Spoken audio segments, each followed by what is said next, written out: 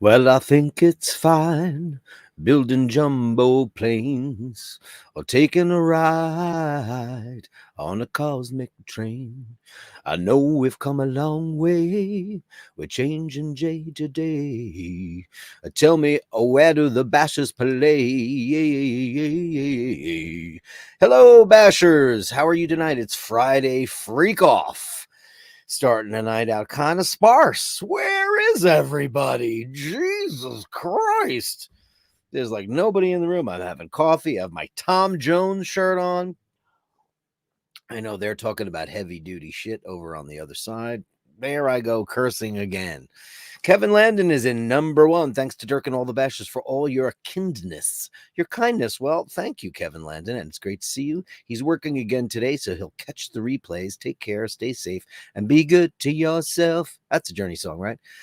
Be good to yourself. I'm not going to try to do Steve Perry. No one should. Easy E. To Magoo, we'll need a few stiff drinks tonight. I actually have some Guinness tonight. I was inspired the other night by that terrible pour. And I don't have one of the beautiful Guinness tulips in my arsenal tonight. I just have a regular old pint glass.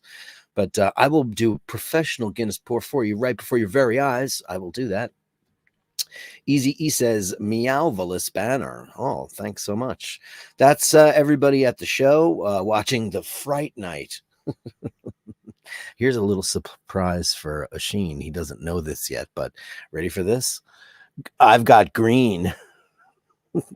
No longer is green not allowed on my show. I actually have, you can see a good chunk of it. I switched my green screen to a blue screen. So now it's, now you can see green. So he always says, you can't see the Milgauss anyway. Well, now you'll be able to see it just fine. Dave Fahrenheit 451 upvoted. Thank you. Please upvote to the show. I don't know what to say anymore about the algorithms on the YouTube network. But like somehow I lost 10 subscribers. I guess it's just boring. I don't know. Andrew Wolkowicz, Canadian $10. Fourth, but first to Super Chat. I'm working till 5:30, but hopefully I will not miss too much. Upvote and subscribe, everyone, and become a patron if you can. Be the reason for somebody to smile today. Absolutely. And what we're going to do is we're going to start out with the Super Chat gong, as we always do for Andrew Wolkowicz.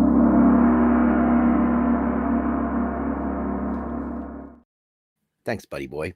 Melly C in the room. Hey, happy Friday, beautiful people. The beautiful people. The beautiful people. Dean wants to know, hey, Melly C and Morgan Mindy, how are these kids? What are these kiddies watching? It's got to be 101 Dalmatians. It's a classic. No, the joke was they're watching Friday Freak Off. Because one of the guys with the girl, and she's got popcorn, but he's got baby oil, so look out. I see an indictment coming his way, kitty. Dean wants to know, it's a classic, right? It is a classic. I haven't seen 101 Dalmatians, and I don't know. God, I don't think I've seen it since I was a little kid. I think I'd be horrified by it. Cruella de Vil's trying to like boil them or something terrible. Dean says, wait, there may be cats watching horror movie Pet Sematary. I saw Pet Sematary in the theater, I think. Glenn Parker, evening. All have a great show, as it may be late when I join in. Well, we'll be here, because Friday night tends to go a little bit on the long side. Depends. It all depends on you. It all depends on the Bashers.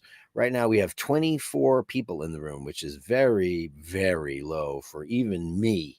I know we get a lot more people in the room later on, but they're all watching what's going on in the Middle East, et cetera, et cetera, et cetera. And that is not a conversation I really want to get into. Franco Fiore, ready for the second half of the doubleheader. Sit back and enjoy, and please upvote. Mine will be more uplifting and hopefully a little drunken, and we'll talk about other fun things. Maybe we'll do another. If you guys are interested, because it was a lot of fun last week where you tried to have me and Asheen write down what are the answers to music questions. Where I was like, "Who's the best bass player? Who's your favorite band?" Stuff like that. That was really fun, and I'd be happy to do it. As a matter of fact, what I'll do is I'll get some paper ready. Let me take it out of my printer. I'll take some paper out, and I'll be ready for that. My printer's up on this thing. I got some paper. What I'll do is I'll cut it. How fun is this, right? Get ready for the thing. Oh, my printer's mad. Did you hear that? I will cut this paper to make the official ballots for whatever we do later on. So now I have this, which is a waste of everybody's time. This way I'll have questions ready and I'll write it on the thing when Nasheen and I get drunk enough to talk about who's your favorite flugelhornist. Somebody's got to have a favorite flugelhornist. Thank you, Franco Fiore. Grazie mille. Ray, goddamn you, Kevin Landon. Only joking. Well done, mate. Hitesh C is here in the room. Number 11. Hey, Proust Stuttgart. Are you in the room? Say if you are. Please email me at the following address. I don't forget anything. It's Basherdirk@gmail.com. That's Basherdirk@gmail.com, because you were the basher of the day a couple of days ago. And you know what you get for that? You get a song. That's just the rules. That's how they work. That's what you get. Sita, hey, Fergal. Happy Friday, Dirk and the Bastards. Apologize for not being on recently, but I had to sort stuff out. We know. He had some, human problems, things that go on in his world that he had to take care of. And we love you, man. Fergal, it's great to see you there. And we're here when you are. We're here, buddy. We're here for you. We're the Bastards, man. Nathaniel Hannon with $9.99. I have had a ridiculous day. Was going to Oklahoma City for work, told not to as I was boarding my plane. It seems the client had a domestic intranquility. Ooh, that sounds very, very, very. Were they famous? Is it going to be in the newspapers? It might very well be. Let's give you Cuckold Man.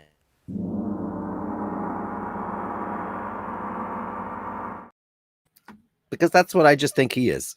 Hey, Louise Hartnett, good to see you. Good evening, Dirk, and all the bashers. Great to see you both in the room.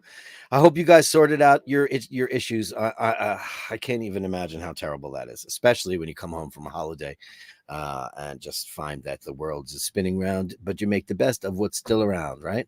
Glenn Parker, well, I was wrong. I've made it for the start. Hey, Glenn Parker, I just don't think I will make it to the end.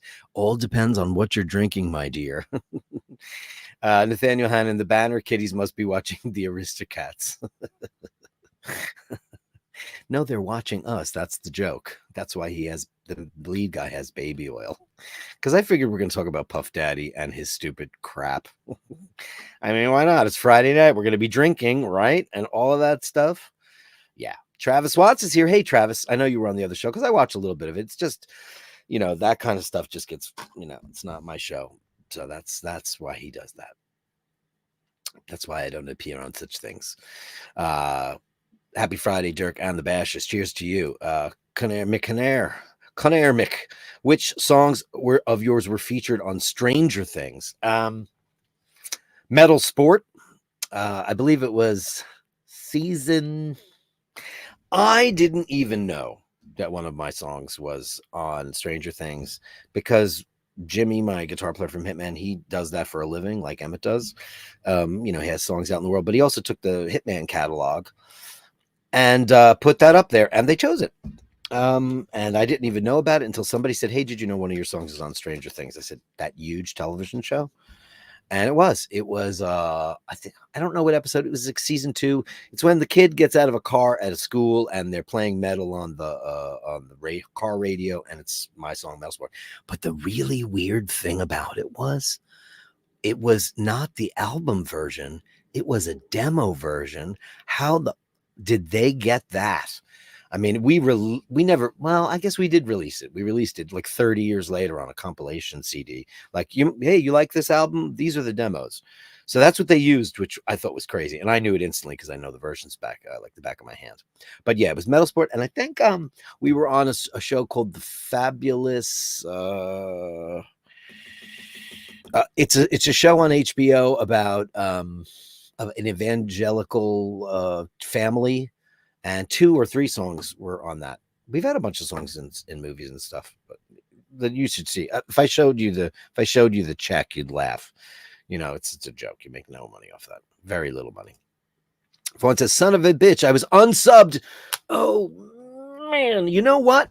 I'm telling you, I wish to God that YouTube had, we lost 10 subscribers to the channel this week. We were up to in the 90s, like the 1000, whatever 90s. And it was great. And, everything's looking good. And then in one day, it went down to 77 or 76. And I was like, what the hell? It's an algorithm. I think that they just think I do not run bots on my very small show. This is a family show. I mean, except for Friday night. Where we talk about everything, and I don't have a giant channel with subs and fake subs and fake bots and fake views, and I don't have that shit.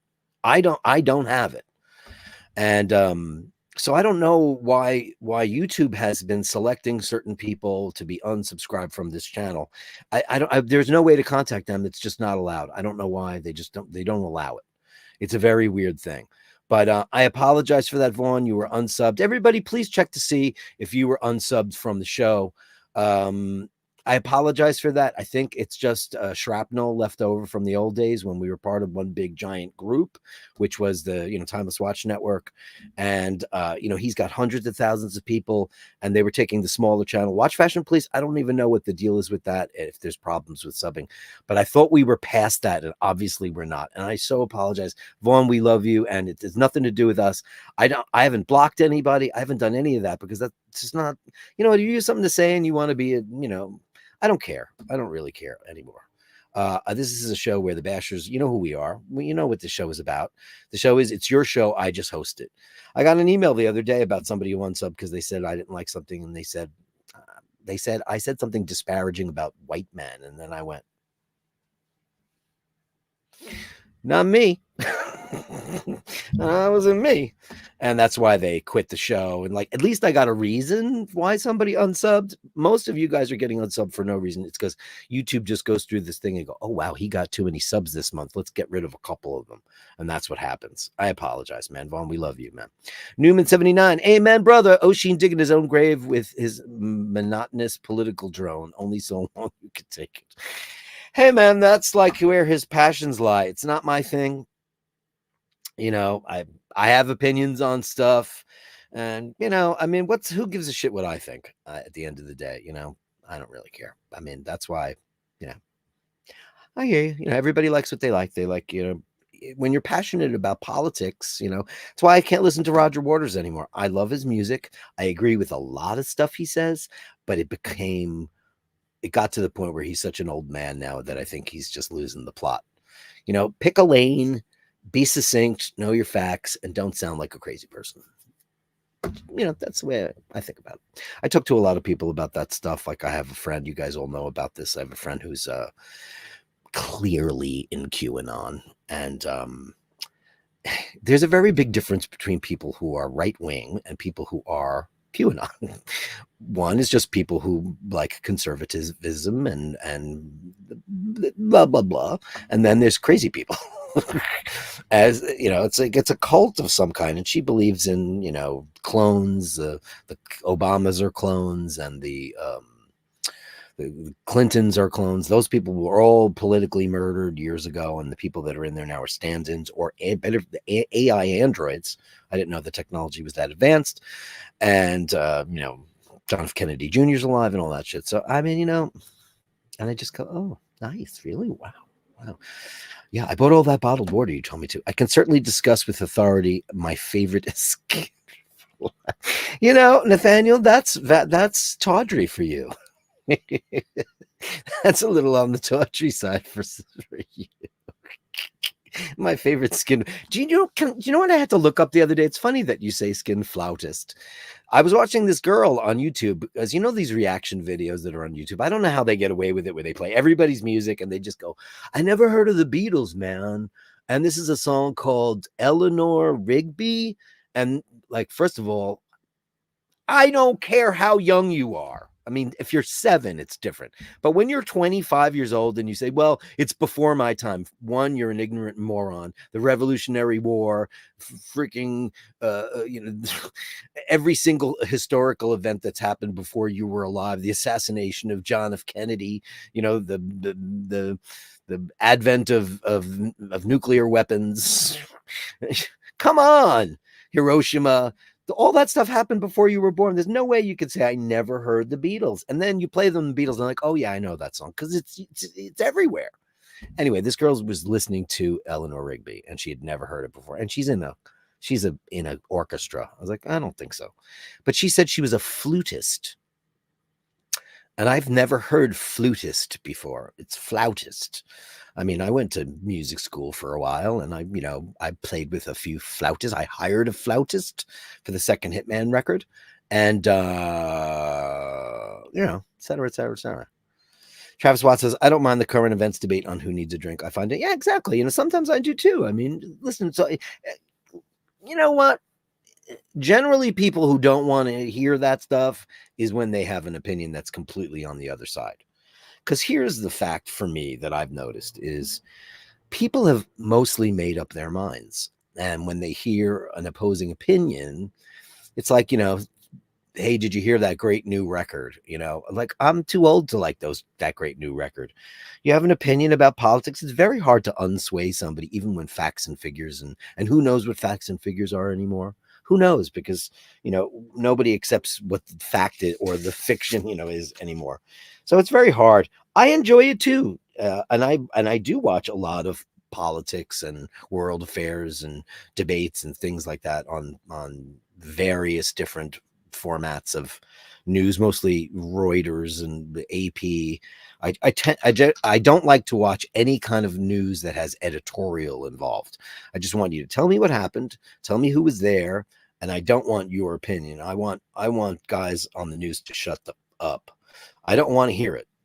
I don't want to hear people comment on, that's why I don't watch any left or right affiliated news channels, because I don't want to hear it. I don't care what your opinion is. I just want to know the facts. I want to deduce what I think is probably happening and etc. I want to see the facts. That's it. I don't mind it either. Yeah. I mean, I watched most of his show today. John I love John. He's so easygoing because he knows so much stuff. That's the thing. He's not, because he's seen it all for real. That guy's seen it for real.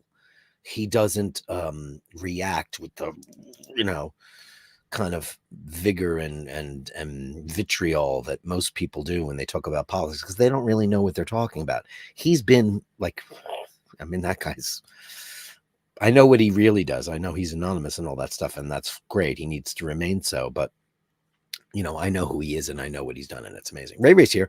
I hear my SC at least got shown on this show. Lebanon tours sucked. I out of here when Crusader Mally comes. So polarizing, dearest Ray Ray. Did you super chat me? I show your super chats, don't I? Always do. You know what it is? He's not that great at because they're so in there. First of all, he's got 3 people on the show right now, so you got 3 opinions coming around. It's a cauldron of thought. And it's very hard to get the things going, but we don't do that here. You know what? This show is my life right now.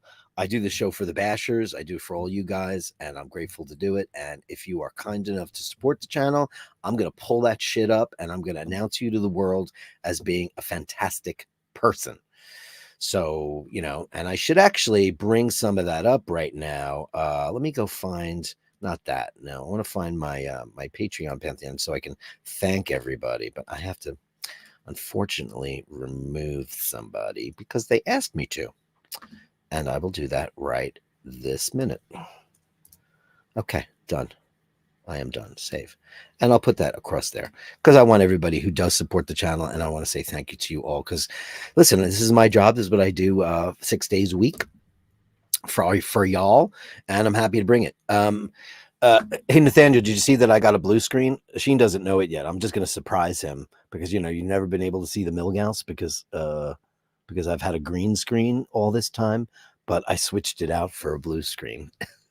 was like, wait a minute. But it does make this is a black shirt and it does look a little bit green. But this means, but you know what's funny? I pulled up my guitar and my guitar is a American Telecaster. It still doesn't work because it's teal and teal has a lot of blue in it. I didn't realize that. Whatever. Thanks, Patreons, for all that stuff. And thanks, Ray. Yeah. Wrist management. What the fuck is Oshin's channel? What do you mean? What is it? Oh, Friday nights? You don't know what he does there? Friday night on his channel is called Who Needs a Drink? And they talk about explosive political things.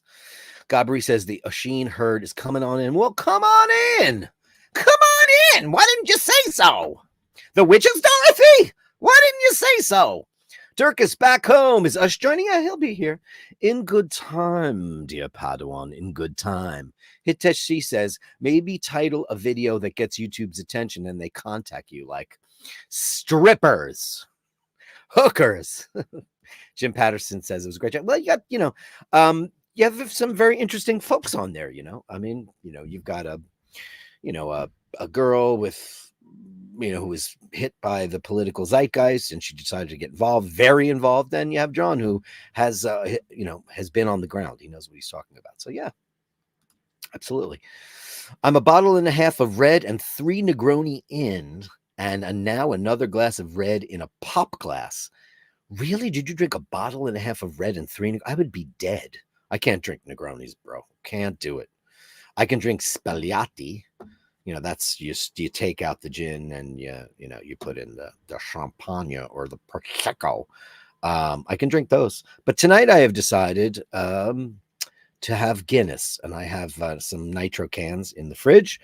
Now, when he shows up, I'll pop one open and I'll show you guys how to pour one out of a can the correct way, because I know how to bartend. Vaughn says, no apology necessary about the unsub thing, brother. I was wondering why I hadn't received any notifications of the past few days. Water under the bridge. I'm back. I'm grateful, but it opens up the bigger jar, Vaughn. It opens up the jar that says, why is this still happening? This used to be under the umbrella of the Oshin O'Malley Timeless Watch channel. And, because he when we decided to bring this iBashers concept back that we started in 2002, that we did on Apple Music or Apple, whatever, iTunes, whatever it was called back in the day, he started it because I didn't know how to do any of this stuff. But then when I took over the show almost a year ago, it'll be a year ago next month, and we'll have a big party. We'll have a big iBashers first anniversary, like full anniversary party, with drinks and giveaways and all kinds of fun stuff like that. Maybe a sick bash about. Maybe I'll go on location somewhere different. There's a couple of location trips because I have to go to a couple of different things, and I'm going to bring all my gear with me. So I'm going to take you guys there too, and make it a party. But since we completely separated the channels, meaning this is completely under my ownership now, and my email address and my bank and all that stuff, there shouldn't be any conflict with the unsubs. But I've learned the dirty thing about what YouTube does. And what YouTube does is they watch your channel, and I read and I watched a million different YouTube channels where they say you can have a very small channel that has because I do it every single day. So if the numbers move, an algorithm, some computer just takes 3 or 4 or 10 off, and just because it thinks the growth is unnatural, which it's not true. And because this is not a big channel, the Bashers are a very small group of folks, it's crazy. Hey, hi, James Hess. Hey, Dirk, we'll watch tomorrow. Red Eye Journey tomorrow. It's midnight here. Upvoted, and good night. Oh, we'll miss you, man. You handsome bastard, you. SC, now I feel special not having been unsubscribed or left out. Not sure yet. Well, I'm grateful, man, because I don't want to hear that anymore. Because like I said, 2 weeks ago was the most subscribers we ever had, and then overnight I was missing 10 subscribers, and I never get to know why, except for this one gentleman who just recently told me why he did that. And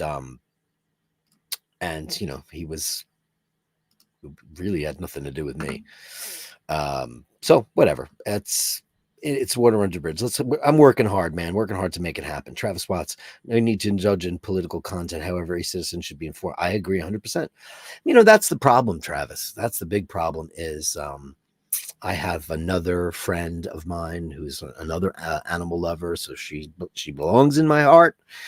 But man, she posts stuff on social media that just makes her look like a complete and utter moron. It just I once pulled her aside and I said, what you posted today could actually get you in legal trouble, because it was the most uninformed, accusatory, nonsensical stuff. And I said, listen, everybody's got a right as a citizen to voice their opinion. But I said, you're following a very dangerous narrative. And be informed, and don't listen to what your friends tell you, or just don't listen to that, because otherwise we're all going to be a pack of kooks, and that's the last thing we need, right? We need sensible, logical people. So Travis, I couldn't agree more. No need to indulge in political content, but every citizen should be informed on policy and vote accordingly. 100%. I couldn't agree with you more. Conair just put Metal Sport into YouTube and got a 1987 live performance. By the way, you had great Bruce Dickinson here. 1987. Oh, was that oh, that's a Metal Sport. Yes, indeed. I will admit that Bruce Dickinson was my visual idol. I don't sing very much like him. I was more of a Jeff Tate, Ronnie James Dio kind of guy, but Bruce Dickinson was my idol. And I don't know, I grew that hair back during the pandemic, and it was longer than it ever got. It was insane. Because I had no reason. I wasn't working, I wasn't doing anything. There was no reason for me not have long hair. But Hitman was back together again. I'll show you something really funny. Hold on a second, let me find it. Go to YouTube, and we did one show with Queensryche, and my friend, it's funny, this is what I said about playing in America. Like, for example, when we play in Europe, if we play a show, a festival in Europe, within the first 5 minutes, it's up on YouTube.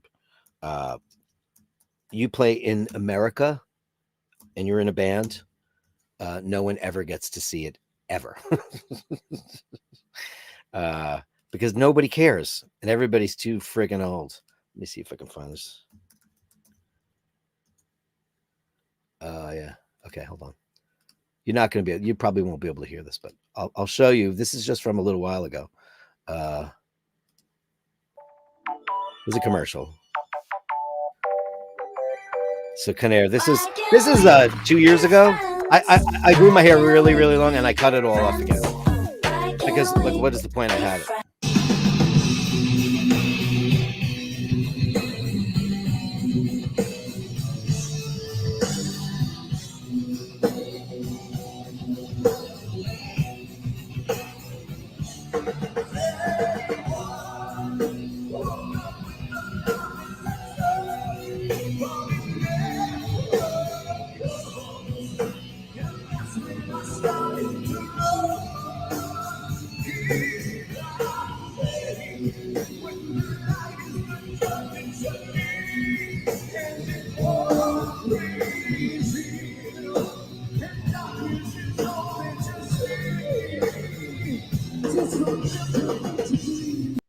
Anyway, funny stuff. Yeah, so I grew my hair really, really long again, and we opened up for Queensryche in upstate New York, and there's no footage of it at all, except for that one thing that our best friend and photographer took, which is really, really, really funny. So sure, yeah. So yeah, there's tons of old Hitman shit online. Fergal says, good news, by the way, my Speedmaster Mark II racing dial is fully serviced and polished, the correct sunburst technique. Yes. Testing for 2 days, then it will be shipped. Congratulations, Fergal. I'm so happy for you. So happy for you. Can't wait to see it. You're going to show it on the show, right? It's not flautist, it's flautist. Flautist. That I never heard. And I played in a bunch of classical ensemble. Jim Patterson, I always say, if you want the facts, I'll give them to you. God damn it, straight. Patricia Teague. Oh my God, I never get to see you on the show.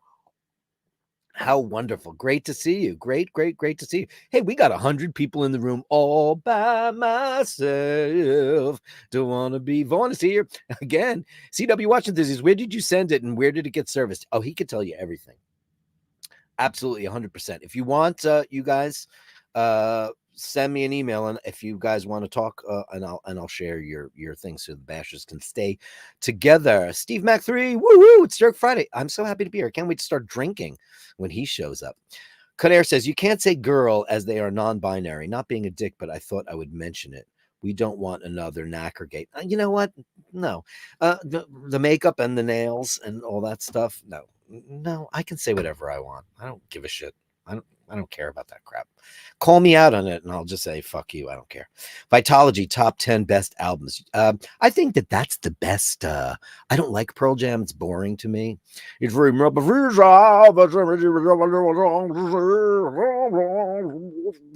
sounds like he's underwater. Not my thing. He's a beautiful person, and I like him a lot. I think he's one of the most beautiful people in the world. He's so kind and generous and charitable and all that stuff. But their music bores me to death.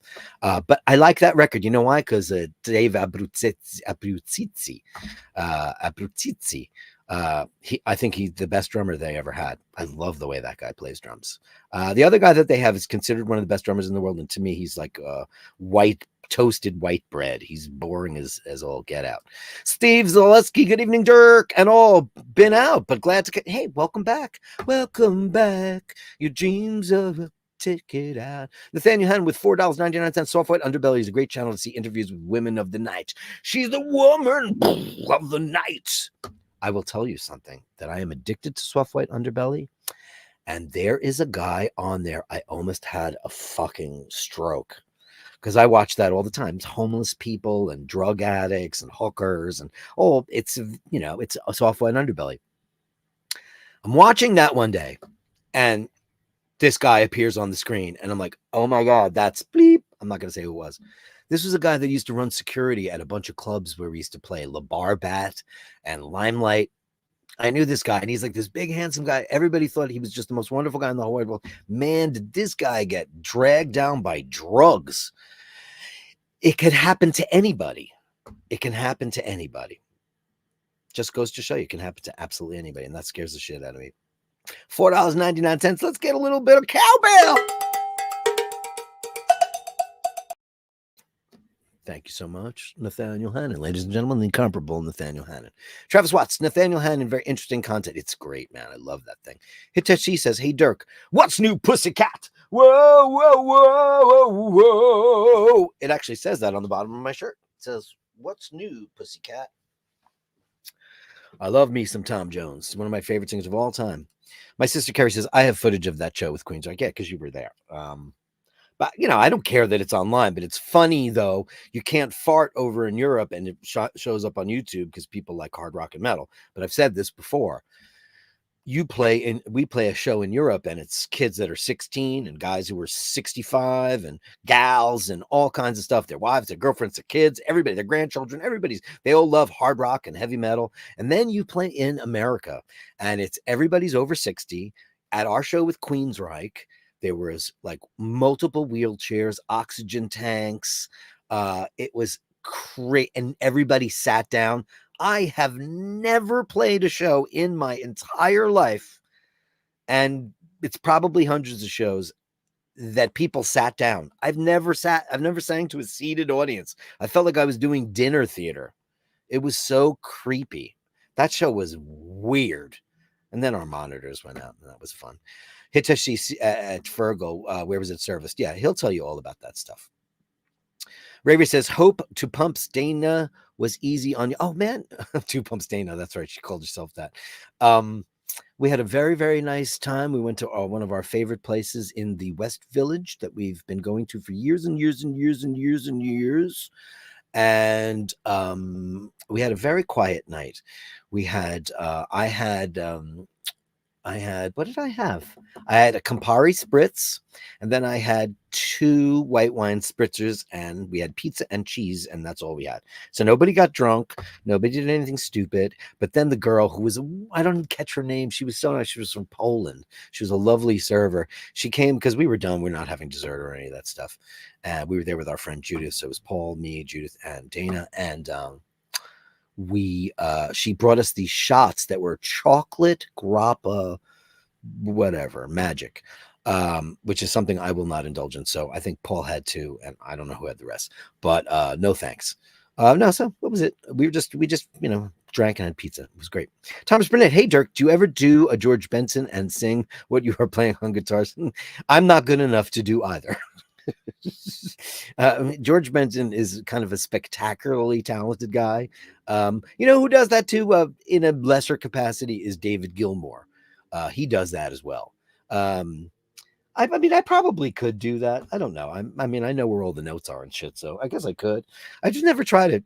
Richie Sambora does that too, because Richie Sambora is a criminally underrated singer. Well, he's a great singer, but that guy's a phenomenal guitar player, regardless of whether or not you like or dismiss Bon Jovi as an entity or whatever that is. I happen to like their classic period. I think it's great songwriting, great song. John was a great singer back in the day. I would never begrudge him his talents. I think he was great. And I wish him well in his vocal journey, but he needs to get Richie Sambora. If they're ever going to do anything again, they need him back because nobody cares otherwise. How do you fill up an arena with people when like one of your main guys is gone? And they did. People just goes to show you that people go see Kiss with the 2 scabs. They go to see replacement singers. They go to see cover bands. They go to see Skid Row. They go to see all these bands that have nobody. Foreigner. There's no one in Foreigner. There's no one. They're all replacement people. Why would anybody go see that? How did I get on that rant? God damn it. Who knows? Who knows? But no, I can't do that. Crap. Marine Layer at Nathaniel. The Frenchie interview on Soft White Underbelly was a classic. Yeah, I watched that too. That was incredible, right? Eddie with $5. Hey, Eddie, great to see you in the room. How are you, pal? I lost my cool on Asheen's channel. Uh-oh. That John guy just pissed me off. I'm sorry, Asheen. Oh. Listen, people lose their cool. I don't know to what extent. Did you say, listen, you motherfucker, cocksucker? Did you do that? But, listen. You also apologized to me for a couple of weeks ago when you gave me the biggest super chat I ever got in my entire life ever on the history of iBashers. That show was mental. And, you were just talking about a bunch of stuff and who cares? You were drinking. That's what Friday night is for, pal. So thank you. Listen, if he wants to get pissed off at you, the worst thing he could do is ban you from his channel. I'm not going to do that. You've been very nice to me. Very nice.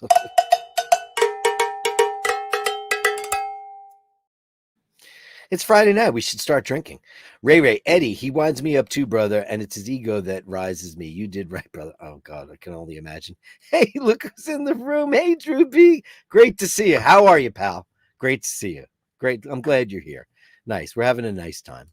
SE, speaking of cooling down, any good recommendations for a non-celebrity tequila? Yeah, Emmett O'Malley is like I've poured because I worked in a tequila bar for 24 years. I never drank spirits. It's not my thing. I'm a wine and a beer guy, mostly a wine person. But I've poured and sat to sit through a million tequila symposiums. There's a lot of great tequilas out there, and I would avoid all the celebrity driven ones. We all know that the Don Julio stuff was one of the first super premiums, and then followed by Patron, and then every celebrity and their mother, like even Turtle from Entourage. I'll tell you a funny story about this. But you should talk to Emmett O'Malley when next time he's on the show, SE, because he drinks tequila. He's a tequila man. So I was getting him Casa Dragones because I met the people. I loved the stuff. It was reposado, but it was clear, and everybody said it was great. It's pretty expensive. So I was buying that as gifts for him on his birthday and stuff. And it turns out that it's a fortified tequila. It's flavored. It's got some residual additional ingredients in it, and that broke my heart. He likes very, very pure 100% blue agave with zero alteration. And like I said, I'm not an expert in many fields, and even though I poured a million tequila drinks, I don't drink it. I don't drink spirits. So when people ask me to recommend something, I'll ask them what they like, and I'll know the knowledge I know, but I don't drink it. And you really need to get that kind of opinion from somebody who curates their own collection of tequilas and has a favorite. So if Emmett's around tonight, sometimes he watches the show, sometimes he's been on the show. um, he'll be more than happy to tell you. He just recently. Actually, I can actually tell you what he said. I could pull up. Let me go see. My niece asked me. Hold on a second. And I asked him. Christine, hold on a second. I'm going to see what she said. Okay. Okay. He says, hold on. Great. I'm glad I can do this for you. She said, can you ask Emmett, since he's a tequila pro, she loved Espolon Blanco. And of course, I knew he wouldn't. And he's like, oh, wow, Espolon is crap.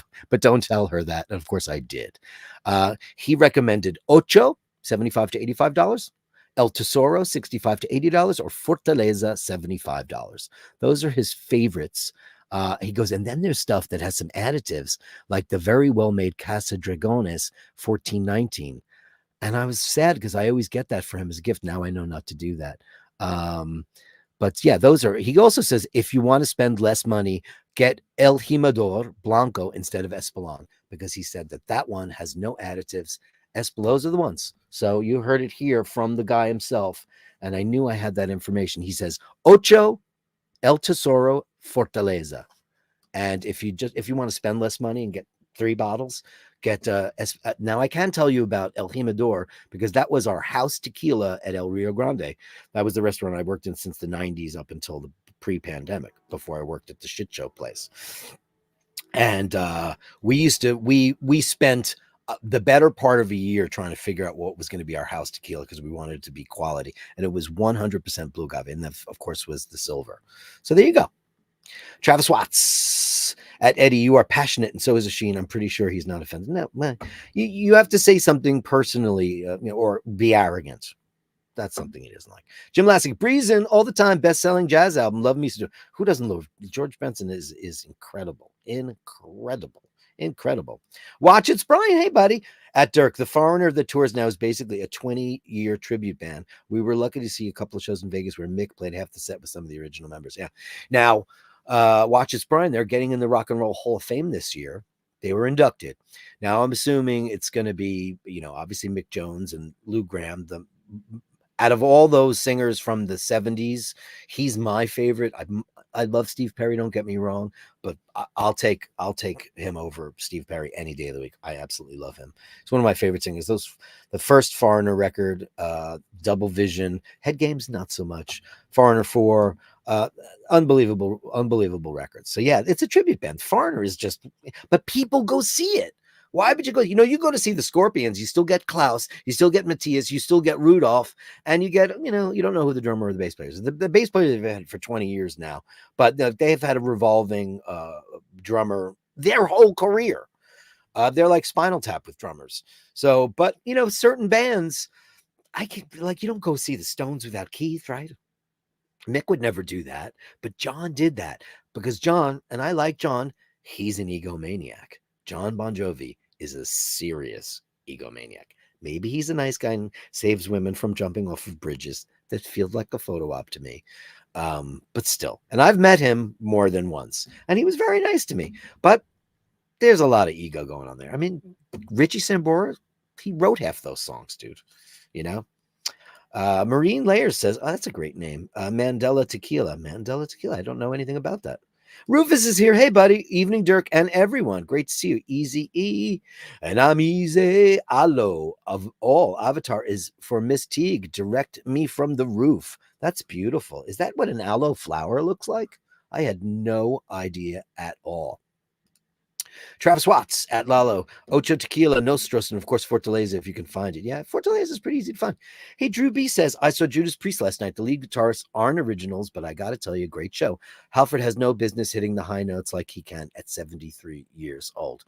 Obviously, that's the world I come from, Drew. And Richie Faulkner has become somewhat of, listen, yeah, I think KK Downing should be back in the band. The other guy that they have playing guitar for them is their producer. And I just hate the kind of dissension, especially now. Glenn Tipton is a very difficult person, and I know a lot of people who know him. I've met Glenn more than once, and KK is a much nicer person. Rob is the biggest sweetheart in the history, and of course, how could he not be one of my idols? He is. Um, I think Firepower, that record they put out about 4 years ago, I think they should have quit when they did that record, because that was one of the very best Judas Priest albums they've ever recorded. It was that great. This new one is okay. It's nowhere near as good as the other one. Was it called Invisible Shield, I think?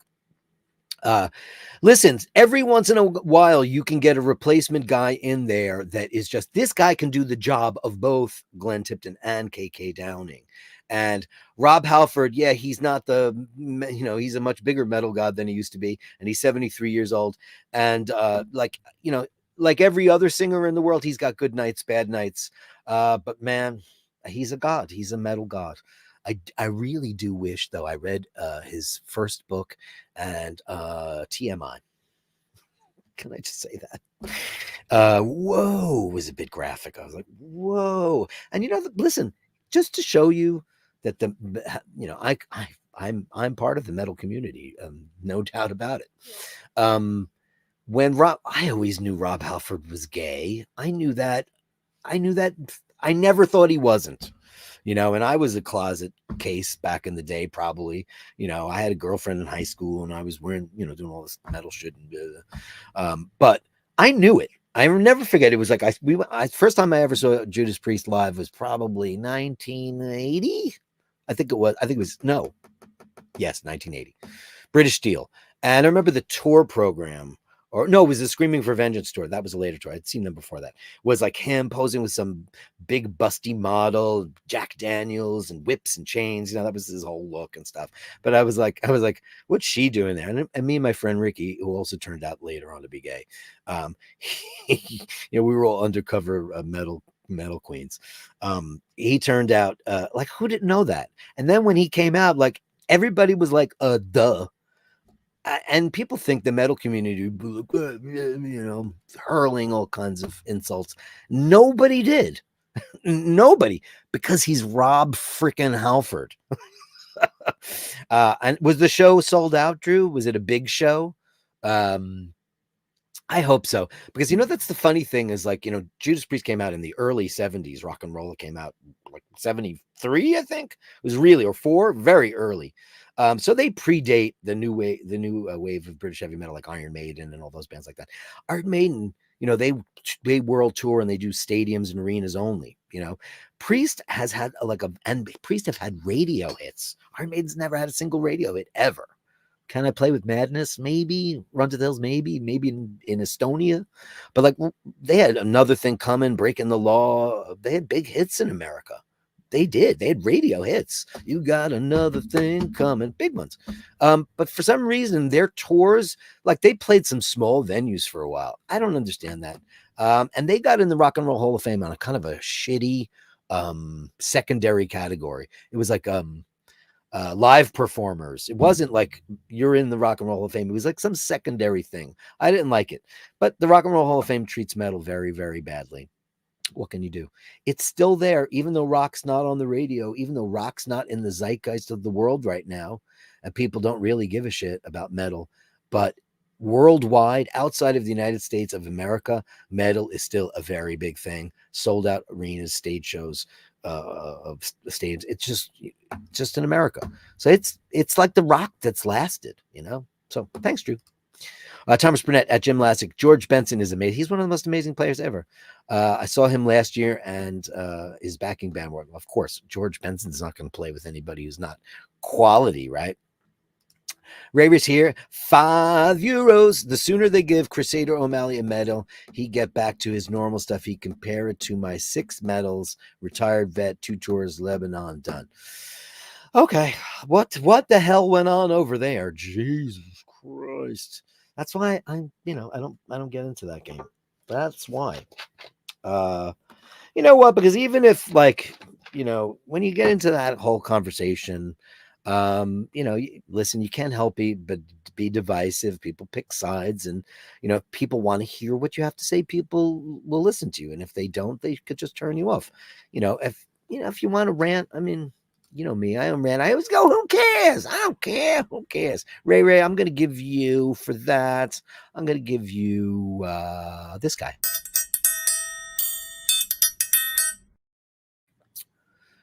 He's taking a really long time to get over here. Conair says, I was primarily a beer and wine drinker until I hit around 40. I then developed a strong desire to drink whiskey. I wish that would happen to me because I love the art of whiskey. I love the history of whiskey. I love all these Jim Lassicks that collected, and they're beautiful, and they have beautiful watches and all that stuff. I love that. And he's got a motorcycle and whiskey, and I wished I liked it, but it tastes to me like a Band-Aid. I just don't like it. I wish. Drew B also says, I'm going to have to sit through Foreigner next month. I'm sorry. In order to see Styx. Now, I have a problem with them too, even though you've got JY and Tommy. Also, Drew, I'm going to make a statement here right now. Todd Zuckerman, who is the drummer for Styx, is the best drummer I've ever heard in my life. And I mean everybody. That guy, I'm not going to say Neil Peart and John Bonham and Buddy Rich and stuff, but that guy is the baddest ass mother there is in the world. Todd Zuckerman, their drummer, is incredible. He's been with them for like 20, 30 years. But like them without Dennis DeYoung, and they hate him so much. Show me the way. Show me the way. I'm missing that. Take me tonight to the river and wash my illusions away. I miss all that stuff. Tommy's great, and Tommy sounds amazing. But did anybody see any of the Dennis DeYoung COVID shows? Oh my God. He's like, what did he do? He was doing like, what's that great song from Paradise Theater? I don't remember, but he's like, welcome to the grand illusion. He's so operatic and powerful, and he's an older guy. He was playing piano and singing it. Oh, he did Babe. He's great. Make up, stupid people. Because you know what? I would go see Styx tomorrow if Dennis DeYoung came back. And I don't go to see anybody anymore. Listen, Lou Gramm has had a lot of problems with his voice. He had a brain tumor. It was benign, but they nicked something when they took it out. And he had to relearn how to walk, talk, sing. Imagine having to relearn how to sing. That guy, that beautiful voice of his, incredible. And I just watched something very recently, and it was the best singing I've heard him do since before his incident. I love that guy, and I hope that all the guys that are still alive show up at the Rock and Roll Hall of Fame. I really hope so. I really hope so. Conair is like, Richie is sadly too fond of the sauce. Listen, pal. Richie, all these guys like Ace Frehley and Richie, they all say that they don't drink anymore, and they do. I've seen Richie, and he's got to get rid of that. I'm going to go on record and say it. That's skank. He's got to get rid of her. She's no good. Not only that, she's a crap guitar player, and they're always drunk. Every time I see him, they're drunk. And I hate seeing Richie in that kind of state because he's so good. Richie's such a great player. And he, listen, I've always said this about alcohol. If you have a problem with alcohol, fix it. If you can't, stop it.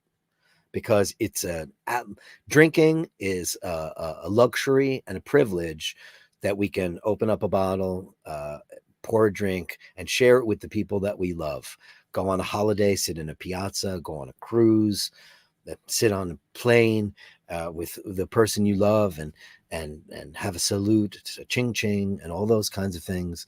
But if you start, guzzling that stuff on a daily basis and you can't stop doing it, you go on a bender, read Anthony Kiedis's book from the Red Hot Chili Peppers, a band I have no interest in whatsoever. Boring. However, I do watch a lot of their stuff now because I read his book and it was so fascinating because this guy was the most functional drunk, alcoholic, heroin addict. He was doing speedballs. That's mixing heroin and cocaine and injecting it into your arteries. But like, if you can't handle it, some people just can't handle their booze. We all know them. We all know the people that can't handle their booze, and it could only be 3 drinks. I know what my limit is, and that's like if I'm drinking wine, 4 or 5, that's the upper limit of where I need to go, because I can be an asshole, and I don't ever want to be an asshole. It's not in my nature to be an asshole, and I don't want to be one.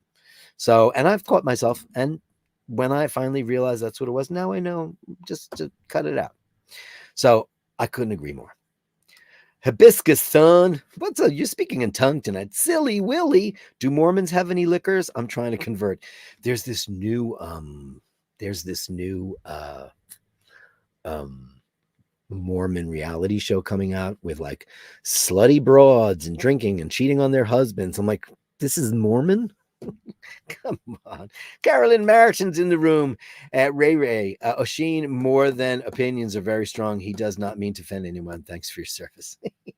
Speaking of the devil, to hell with the devil. Hey, man. Heard you had a devilish night. I watched a lot of it. Yeah, it was good. It was a good show. We stayed on exactly one topic for the whole 2 hours, and then we kept going. And this is why I'm super late coming over, but it's okay. It's okay. Really interesting conversation. Nice. What are you guys talking about over here? We're all over the place. We're all over the place tonight. Nathaniel Hanna with 20 balloons. Fast healing to the woman with the wrench. That's Carolyn Martin, because she broke her thumb and all that stuff. And let's give you something really good for that. 20. That's this.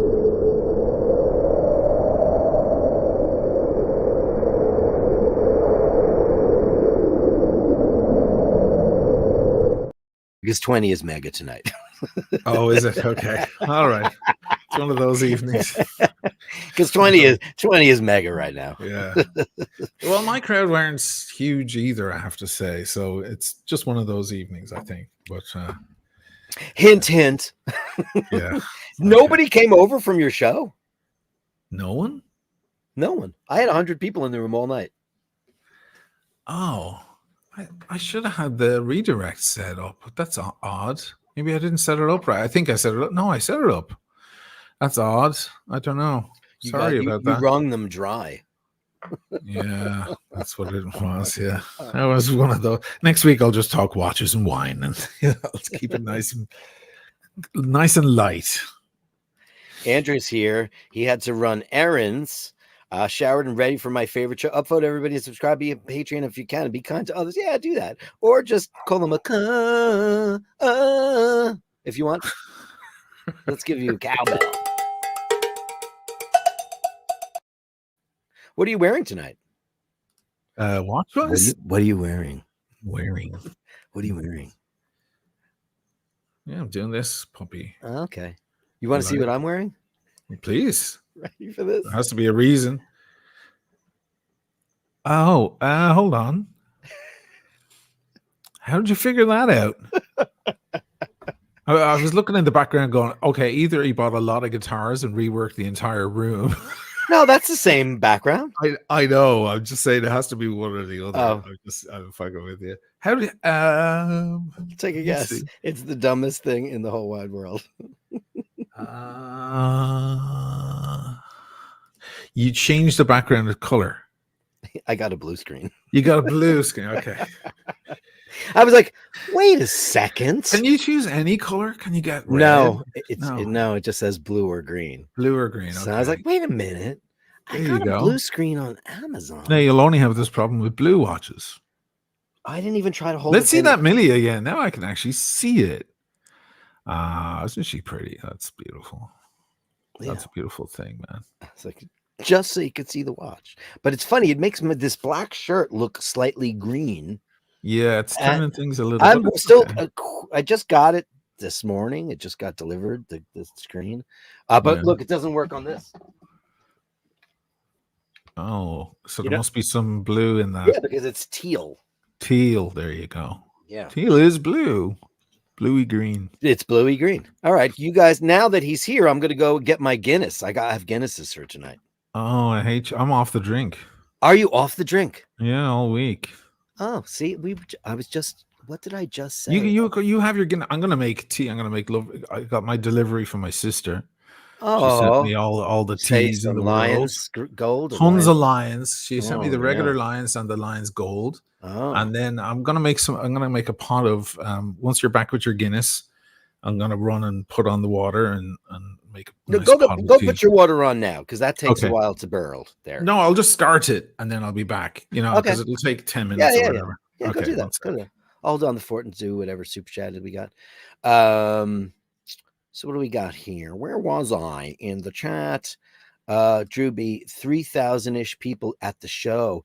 Did the VIP thing so I could try on Halford's jacket. Did you get to meet Rob and was he very sweet to you?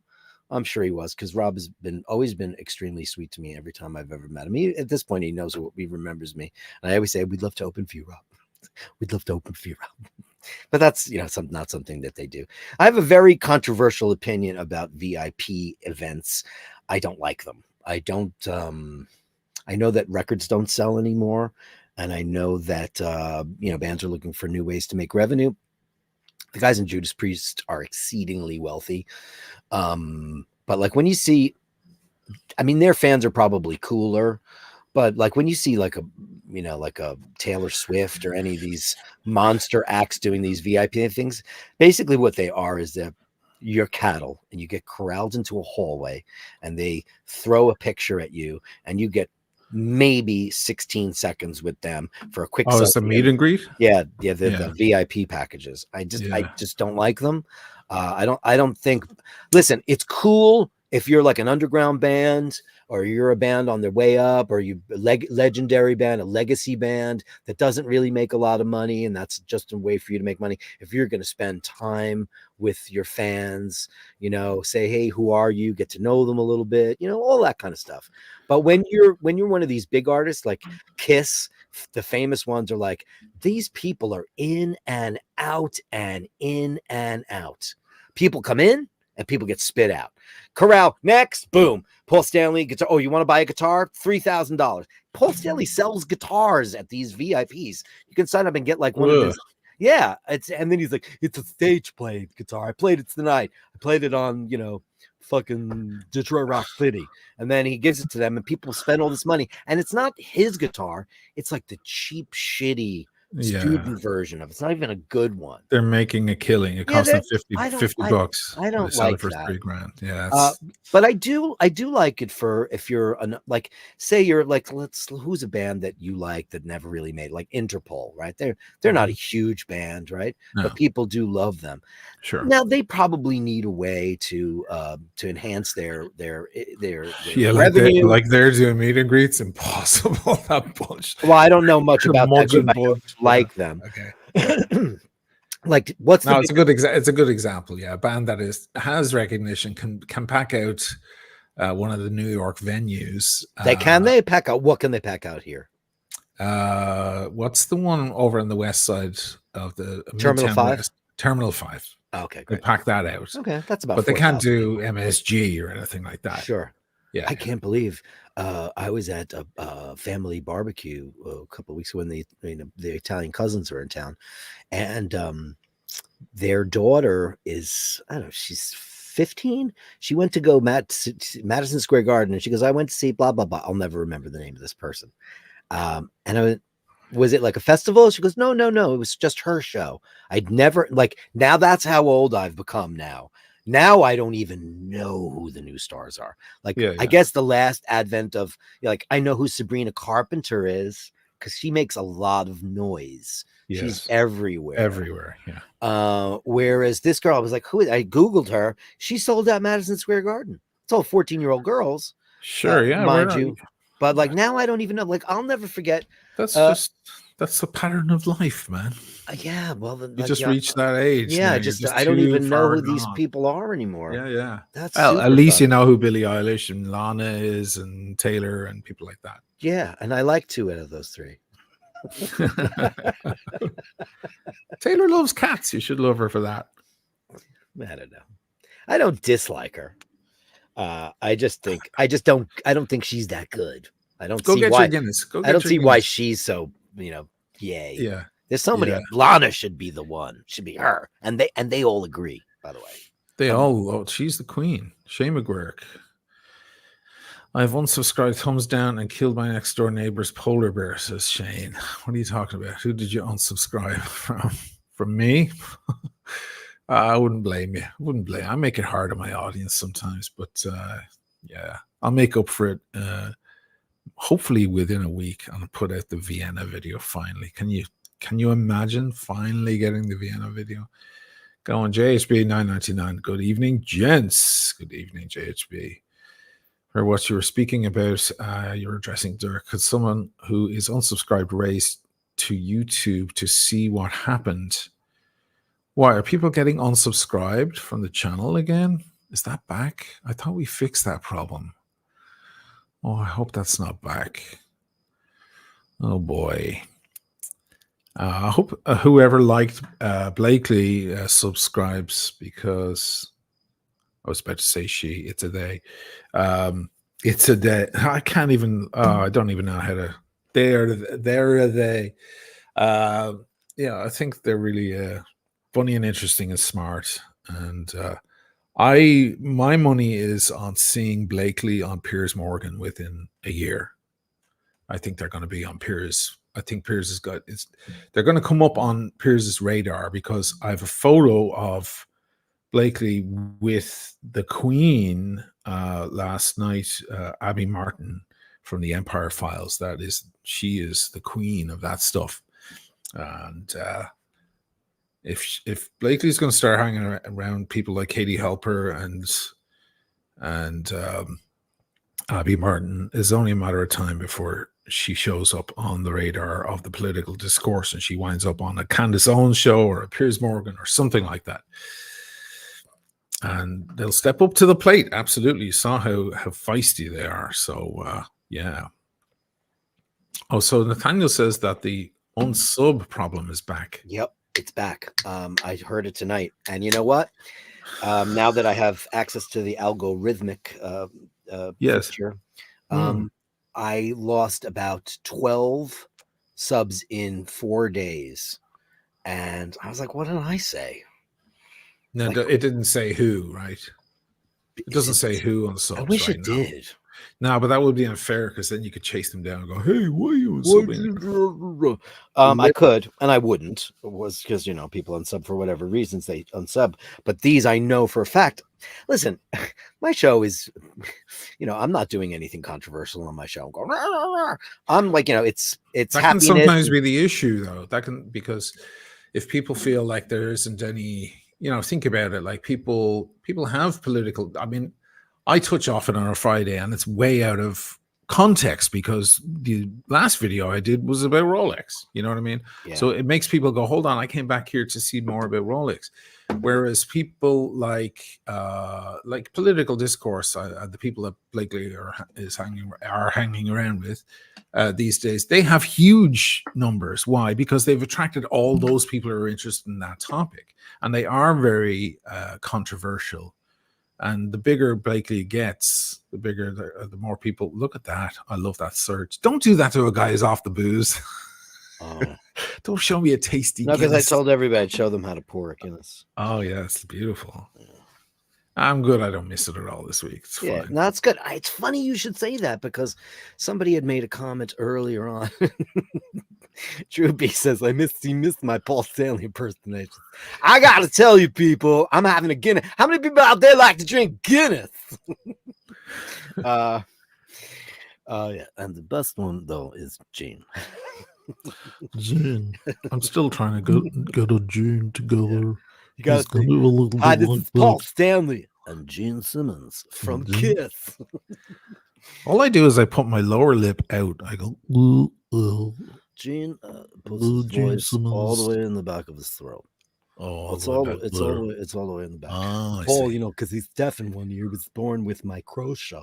So you're kind of speaking through your nose there. Yeah, it's all nasal. He's completely deaf in one ear from birth. He was born with a didn't deformity. I stop know him. that's the incorrect word, and I apologize for using that word. What is the correct word now for a deformity when you're born? And I apologize for using that word because it's not nice. I'll call somebody a but not deformity. Uh, so he was born with something called microtia. So Yes. he had no ear. He had like some cartilage and a completely dead eardrum, completely Oh, I see. something Yeah. congenitally. So that's when he speaks. So he's been nasally. deaf in one ear. So when he was growing up, he was known as Stanley the one-eared monster. And he says it in his book, and it's actually heartbreaking because his parents That's were horrible. not very supportive. They were just like, chin up and deal with it, And when he got older and he got all that KISS money, he went and he had one of those incredible new 3D printers. They can do 3D printing of years. Oh, and they recreated the parts, the Yep. little bones that vibrate and all of that. That's Well, no, amazing. he can't hear, but it looks good. Oh, I see. Oh, I see. He literally didn't have an ear No, on the outside. Like he didn't. he had like just some cartilage, some dead. Oh, I thought you were talking about the inners. Okay. Some stumpy stuff on the bottom. Oh, and the insides of it, no, it was nothing. Well, hair rock was good for anybody with that kind of problem because they can have the big bushy hair, and he did cover it. Yeah. Now he's just got the best wigs in town. Those guys have been wearing wigs for decades now. Right. How's that Guinness? Oh, it's good. This is. I never see you drinking a Guinness. That's so crazy. You've seen me drink a million Guinness on Taylor's. Oh, at Taylor's, yeah. I didn't. Yeah. I'm not. What do you get at Taylor's? You get a Guinness. You get a Guinness. This, if you're gonna get the store bought kind, this is the one you want, though. This is the one. It's got the nitrous inside, and when you pop it, you hear the. Yeah. So it's good. I met the guy who invented that little gadget at a bar. You had said. Yeah, in New York years and years ago. Yeah. You couldn't tell he was a multi-millionaire because he invented that and a few other things and made a lot of money. Oh, wow. Never has to work again. Is this the one you had pulled up so made you find out about that JHB? Yeah. Yeah. I apologize. Nathaniel says it's back. And so, yeah, it's I don't know. Like if I go on my thing right now, like I'll go on everybody check to see if they're subscribed. A lot of people watching may not even know they're unsubscribed. They may be unaware of it. That is very odd. I wonder, does it happen to me? It's hard for me to tell. Because you have so many and I don't. That's why I see the number. I mean, people don't. What do you mean there's 3 missing? Yeah, people don't subscribe all the time because they don't like me. But I'm not going to get their back for that. I'm just like, oh, sorry, Now, this is very interesting because a couple of people said that they got pushed over here tonight. Yeah, I saw that. Ray says he came over. Yeah, somebody else. I pulled up there. But yeah. Didn't you have like hundreds and hundreds of people in your room? It was at the end. It was over 500. But that's a weeknight. That's a weeknight. Yeah. Oh, well, we'll have all the fun. Sure. Steve Chi, lucky enough to see both Foreign and Sticks in 2019 separately in London. We were talking about bands that have nobody left in them, Like I don't see the point of that. Friends they've replaced all the members. Yeah, like Foreigner. There's no one in Foreigner anymore. It's just a cover band. Foreigner 2016. But they're getting in the Rock and Roll Hall of Fame this year. And I would imagine that whoever's surviving will show up for that. I always find, because the Rock and Roll Hall of Fame is such a load of shit. It really truly is. I mean, musicians hate it because, like, just listen to what Bruce Dickinson says. He goes, are you upset that you didn't get in Rock and Roll Hall of Fame? Because thank God. The problem was, growing up, I always thought that there was some sort of Oscars or some sort of lifetime achievement award, but it actually turns out it's just a bunch of rich dudes looking for an excuse to get in the room with their favorite bands or something like that. Well, it was Jan Wenner and his boys club from Rolling Stone magazine. And listen, Rolling Stone was at one time earlier on, they were the zeitgeist of rock.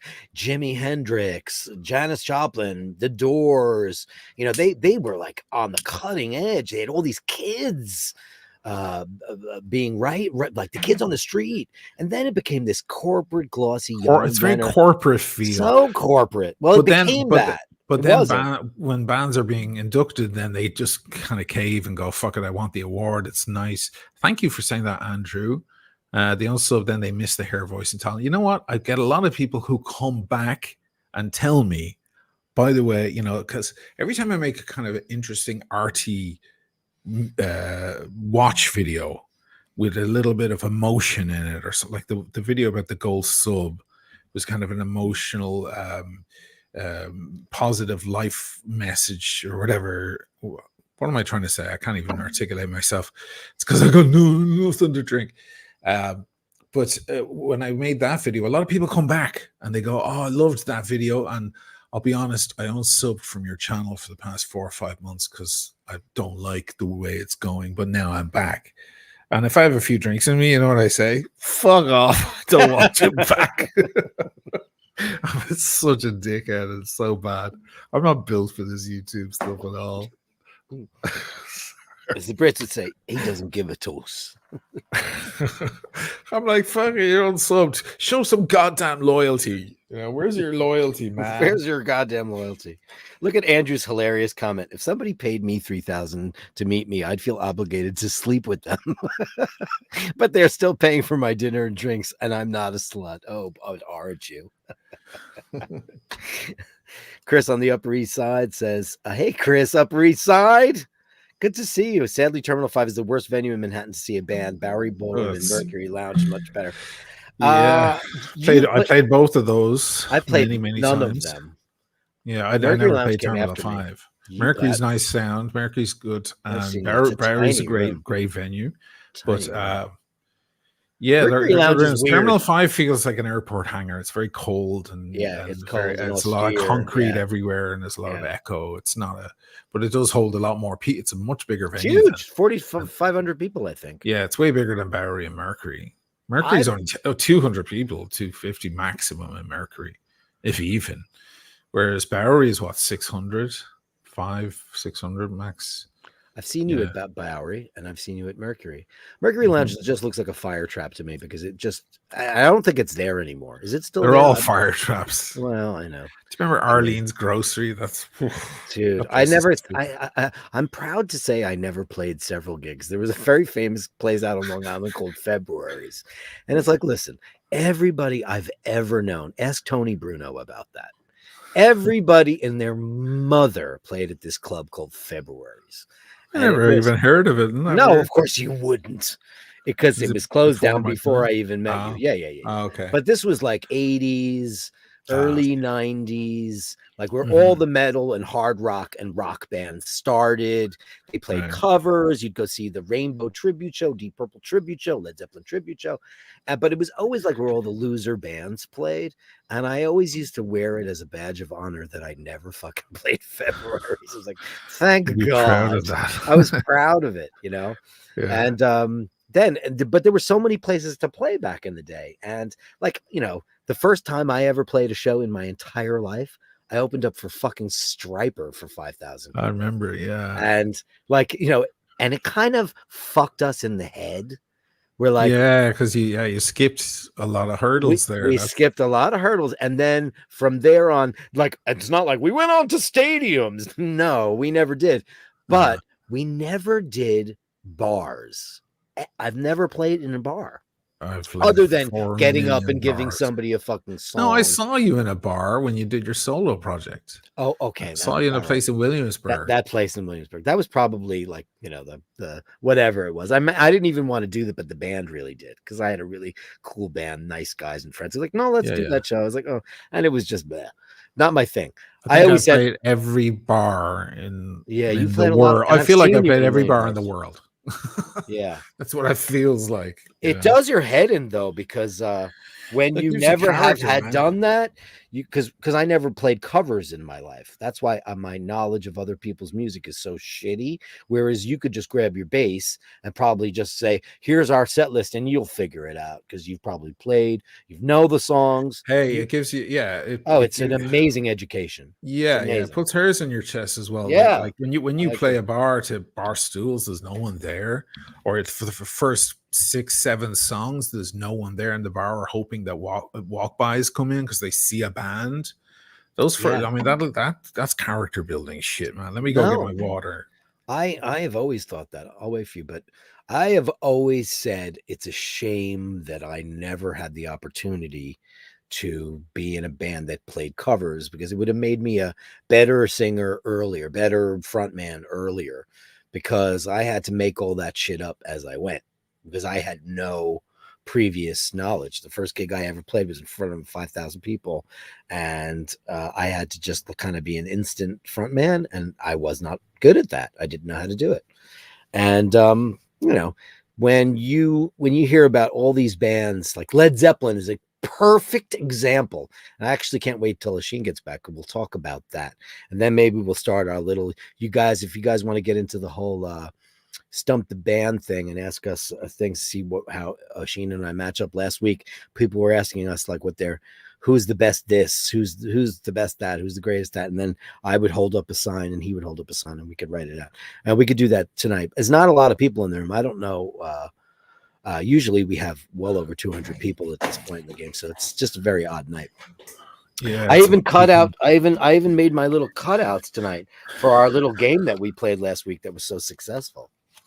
Sure. Well, let's play it. I said if anybody wants to do it, you know, you could just say who's your favorite flugelhorn player? Who's your favorite flautist? And then I was talking about a girl that I watched because I like to watch reaction videos. Because can I say something?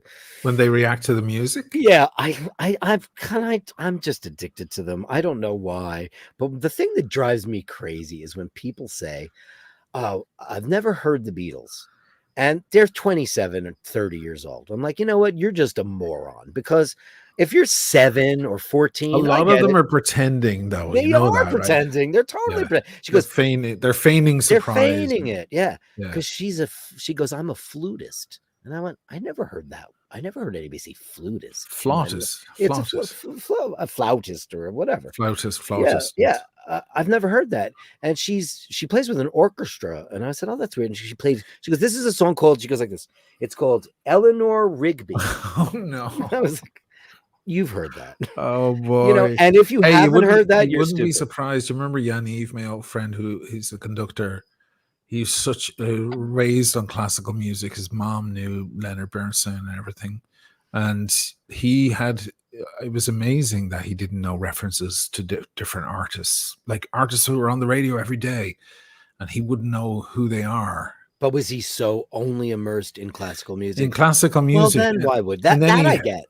And then he heard Radiohead, and he was like, "They're very interesting," you know. And I was like, "Yeah." It was really weird, wouldn't they? I was just like, I don't know. Like, I mean, he had a wealth of knowledge of music, certainly, but all dead composers. Like, yeah, doesn't dead composers. He was certainly heard of the Beatles, but I doubt you could ask him what album Eleanor Rigby is on, or what, or you know, any Beatles album. He probably couldn't name you a Beatles record. Really? Probably not. When I was younger, I had a little bit of a problem with, I was so well versed in the later Beatles, like Revolver Up, maybe Rubber Soul Up, like the first couple of ones, like Meet the Beatles, and like I had a problem, like those. I listened to those records last, because they're just so kind of Chuck Berry, rock and roll, Everly Brothers. Yeah. And of course, there's unbelievable music to be found on those albums. But I tended to gravitate towards stuff. So it took me a while. I would imagine, you know, if you come from if you're a jazz cat, you know, you're only into like Mingus and that kind of bullshit. I know a few of those too. That's just jazz is everything. And they just don't wander into it. Yeah. I always say about jazz, like a little bit of everything. Yeah. How about trying to play the right notes? Jazz for me is like the only jazz that I really enjoy is like vocal jazz, like you know, like the great big bands and swing shit, that stuff. And like when it gets into like Mingus and Charlie Parker and all that shit, I just tune out. Hey Eddie, hey fellas, I'm a maniac. Oh, he apologized earlier. He said he went ballistic on your show, and he goes, "Oh, Sheen hates me now." Did you get muted? You're muted. I'm muted. How did I get muted? You got muted. Have I been muted the past 5 minutes? No, just now. Just when you were commenting on Eddie. Oh, that's weird. Okay. Did he say something? Maybe it's the Mossad are moving in on my equipment. They're ready to blow it all up. I saw that. My phone is ready to So explode. did you guys did John know how they did that? His explanation was way darker than anything I could have imagined. Jesus Christ. I have to process. I haven't had time to process it. Now I really need a fucking bottle of scotch in the house. By the way, Eddie, what he did was Eddie was a little upset at the kind of nonchalant attitude, if not nonchalant, sorry, that's the wrong word, but just the technical attitude toward the genocide that's happening. And but what Eddie did is he called him a piece of shit, right? He called you a piece of shit, John. But he goes, no disrespect, but you're a piece of shit, which is really funny. But you know what he did? You know what my favorite line of the night was? Can I tell you really quick? Yeah, because I was watching. No, but hold on, I have to. Go, but I can't wait to tell forget you it. Don't forget it. No, but Eddie was very clever. He made it impossible for me to ignore because he sent $100 super chat.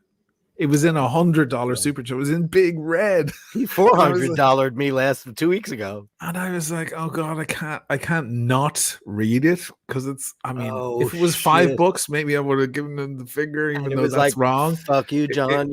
He knew exactly what he was doing. He's like, he's going to be forced to read this. But John took it on the chin. He did. Like John is like, you can't push that guy's meter. That guy's meter does this. Yeah, exactly. It doesn't move. It does not move. It doesn't move. Fire! And he'd be like, Are you telling me there's a fire in the building? Okay, let me do what I need to do. You know, he's so measured, you know. But then we went into why and everything and the work he does. But no, I don't hate you, Eddie. It's fine. And thanks to the $100. I told him that. I said, listen, Eddie, don't worry about it. It's all good. It's fine. It was actually an interesting part of the conversation anyway, so it was all good. Because when he super chatted me earlier, $5, Eddie. $5 really? He said something bad about John, and I was like, don't worry about it, because like he's very measured. I said, this is a guy that I said, listen, I know who he really is. You guys don't. And you know, he's John on the show. I said, but this guy knows more about that stuff because he's been on the ground. He has all the intel. He is completely unmoved. This guy, he's in the crowd. He's in the crowd. I think he's having dinner. But yeah, I mean, if you knew what he does. The reason why John is who John is because that's why they had him, because he is his training and his experience. He has to remain and be that kind of person that doesn't react. But listen, he's a lot of people's favorite guy on the fucking panel when he's on. There's a lot of people going, "Oh, John's the only smart guy on here," and you know that Blakely girl or whatever, and oh, she's such an idiot, and he needs to be schooled. And all I want to redo her makeup. What? Can I be a gay guy for a second? What? Oh, I want to redo that shiny makeup. She's on camera. I got to tell her about shiny makeup. It's got to stop. You got to tell them about them. I've got to tell them about them. Well, there's something you need to know about them.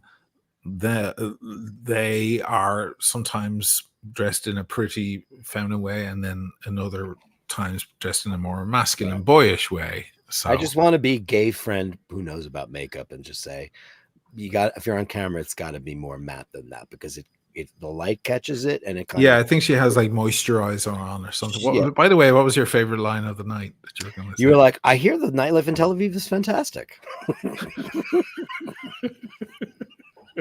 Dude, I actually got up I was setting up my lights, and you were like, listen, from what I hear, the nightlife in Tel Aviv is fantastic. I got up from my table and I just walked out of the room. I actually thought like I popped something in my cerebellum. Oh man! I almost died when you said that. I was like, and the way you did the delivery of it, you guys were talking about all this carnage and all this shit. Listen, man, I hear the nightlife in Tel Aviv is fantastic. I'm not ruling it out. No, of course it is. And you know what? From what I hear, because I know tons of people who lived in Lebanon, apparently Lebanon nightlife, Beirut nightlife is fabulous. Oh yeah, not right now, but yeah. Not right now because it's under siege. Everyone's at home. Thomas Burnett. Oh, good. I like this. What are Keep your these three rolling, favorite- kids. We love this shit. 3 favorite brass instruments in ascending order. Oh, So he likes euphonium, trombone, alto tenor, and horn. Yeah, alto tenor horn, okay. French horn, fugal horn. My favorite No, three. you got to write it and we got to match it. That's the game. Oh shit! I have to write it. Yeah. Okay. Hey, I'll put it in a comment and then I'll hit enter once I'm ready. Okay. So in ascending order, like from 3 to 1, from thirds to no. I'm doing 1, 2, 3. 1, 2, 3. I'll do 1, 2, 3. So boy. I will say okay. Then shit. I've composed for all these instruments, so I'm thinking about like how difficult they are to fucking write for. So I'm ruling out certain ones because they were a pain in my ass. I'm done. I'm gonna get another beer. Okay, you killed that Guinness. Yeah, the first one. First Guinness always disappears. Yeah, it's right? goodbye. Yeah. I'll be right. Yeah. Okay, so I've got my first 2. My third one would be, so it was brass. Oh boy. Yeah, that's easy. Oh no, that's not brass, that's woodwind. Damn, I'm at a loss here. You stumped me. Give me a minute. Let me hit the other super chats while we're at it. Shane McGuirk, Eddie, it's totally cool to have an online breakdown. Hey, listen, Eddie, I agreed with your point, not about that piece of shit thing, but the back end of your point, I completely agree, but I figured that was probably fairly evident. And in the end, it was a good, Blakely pointed it out too, it was a good counter, because otherwise it's a whitewash. It's 3 people just going on about how much, they have an issue or whatever, and it's just bashing. You need someone with at least some semblance of a counterpoint. And it wasn't even that much of a counterpoint. It was just something a tad bit more measured than the outcry from the other 2 on the panel, namely myself and Blakely. But hey, I'm delighted to have these amazing guests on. Think of the bloody guests I have on. These aren't just picked out of nowhere. Blakely is not a YouTube sensation, but a TikTok sensation. They've got like millions of views on the TikToks and stuff. And then, of course, John has his own interesting story. So I'm just delighted to have interesting people on, even if a lot of people aren't interested in tuning in, because I'm not talking about Rolex. Shane McGurk again, €5. I should be doing the dings for this, right? John also like dressing in fishnet tights and parking like a Labrador at jazz clubs. Only joking. All right. I like your Palm. What is that? What's the reference on that Palm? Yes. No, you don't give ding because we're gonna do the guessing game. The super chats are for the guessing games to make Oshin versus Dirk in the bash off. I'm trying to figure out what's number 3. I can think of the first 2, no problem.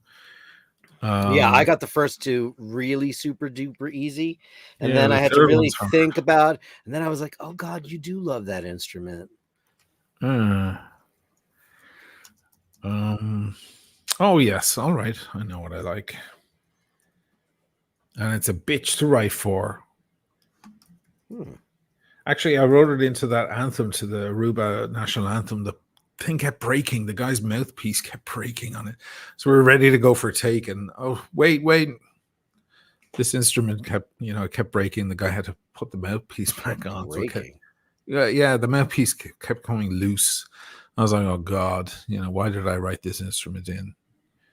All right, do you have them? Yeah, I have them. Okay, so I'm gonna hit enter then. It'll come up as the iBashers, I think. That's fine.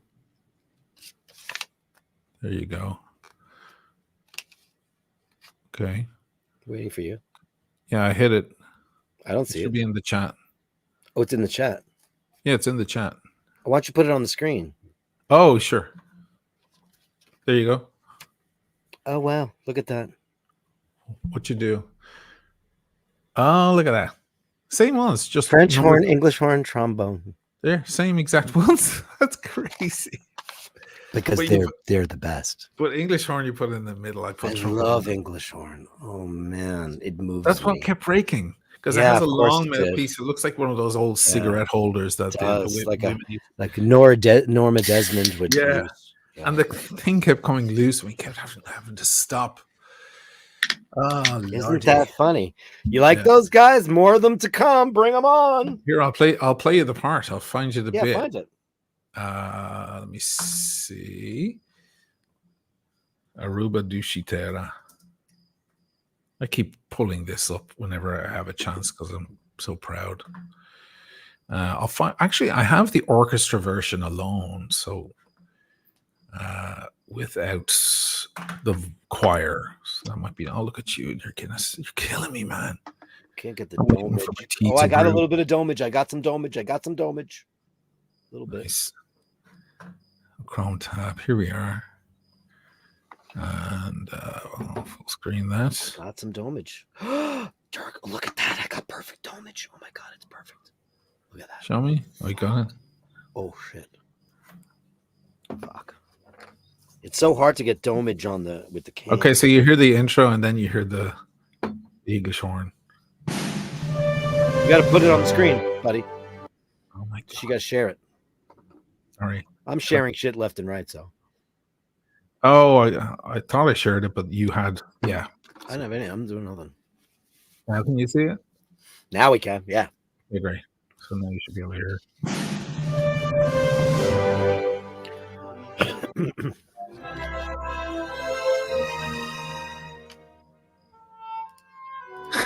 There it is. That's it. It's just that little phrase. You heard it, right? Yeah, now I'm just like enraptured by staring at that New York D and going, Yeah. Oh God. So my last walkabout, the one before I got spit on, I walked past the new Steinway and Sons over on Avenue of the Americas, and it was the saddest thing in the world because now you can't tell a New York D anymore. You can't tell. They're all high gloss and they all have the shoulders are all rounded. They all look like Hamburgs now. And that's very inside piano nerd shit. You hear that, audience? They all look like Hamburgs now. What are we going to do? He knows what I mean. because the two of us. Oh shit! Do we get I don't think it's woodwind. Is English horn woodwind? Oh man. Oh I'm shit! I'm in trouble now. Oh, it's got a read on it. Well, they all do. But does it have a double read on it? Oh god, that should be easily Googleable. I'm afraid to sound like the worst fraud in the history of fraud. Yeah, me too. Especially after like pumping it like that. But it's called a horn. Yeah, but he might be right. He might be right because oboe is a woodwind. Of course, clarinets are woodwind. Flute, even though it's a piece of bloody metal. Shit. Oh God, watch this, Brian. Yeah, it's woodwind. Jesus Christ.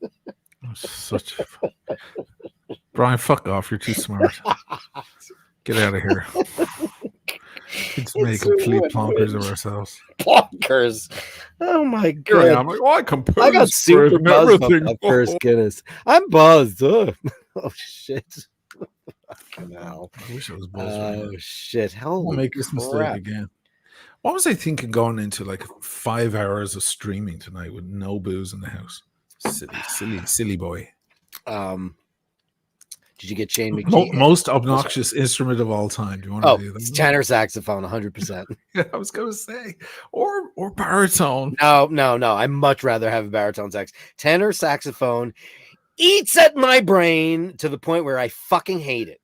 I hate it, and it's so rarely. I like it in Baker Street. Yeah, I like it there. Sure. I like it in Careless Whisper. And I like it in the Shostakovich. I like it in the well, now you're getting that number two in the number 2 waltz. That's like the only time I've ever heard it properly used. That's about as interesting as the Hamburg Steinway. Yeah, right. Sorry. Yeah. Born to Run. Or you know, Clarence Clemens, like, you know, the Springsteen saxophones. I don't find those offensive. Nathaniel Hanna, $5. High speed photography confirms Guinness bubbles go down. One of the very few liquids on Earth that does, due to its particular colligative properties. I've never read that word, colligative properties. So they actually go down because it does appear to go up, doesn't it? The surge, right? No, it's not going anywhere. That's the one thing about the canned Guinness is it's once it's over, it's over. Sure. You know, it's not like a long process on the draft and so on. That's such a long. That's the beauty of a pulled Guinness, especially when somebody does it quite right. You know, because you order a Guinness, you got to wait 5 minutes. I blame that long surge on a breakup.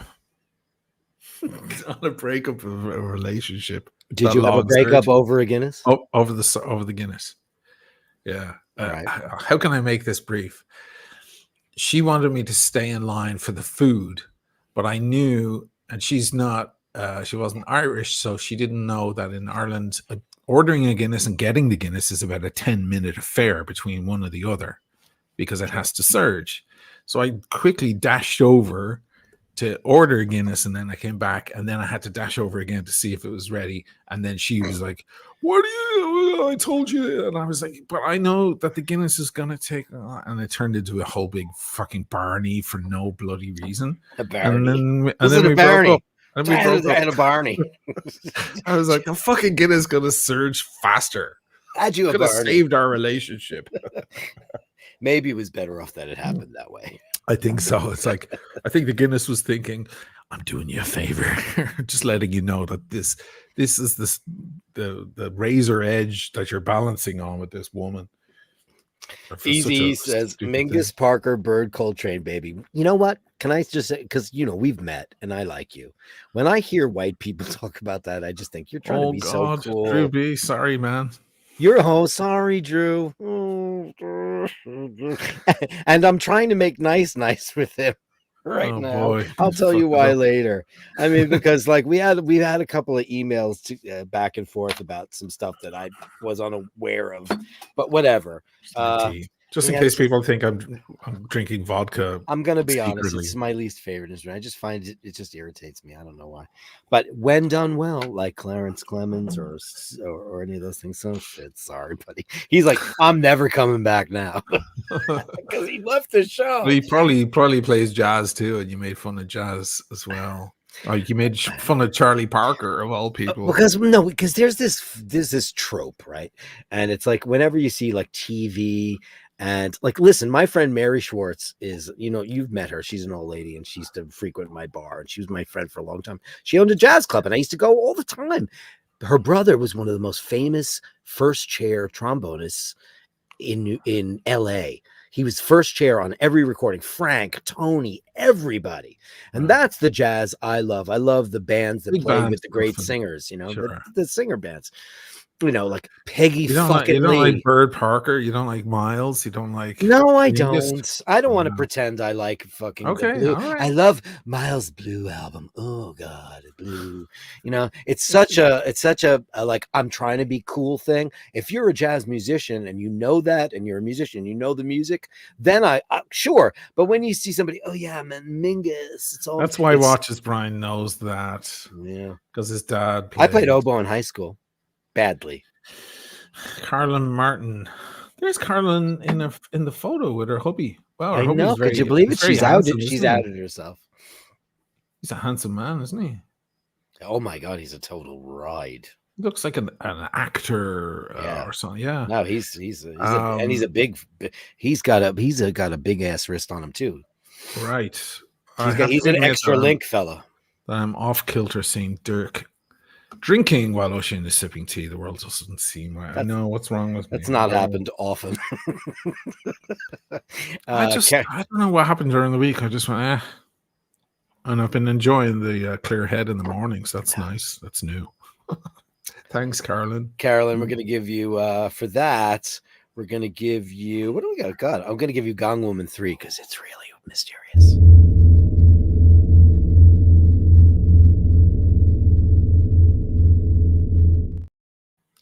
Uncle Meridian Sorry. 199. No, it's fine. I just want to explain the droopy thing in a second. It's like Okay.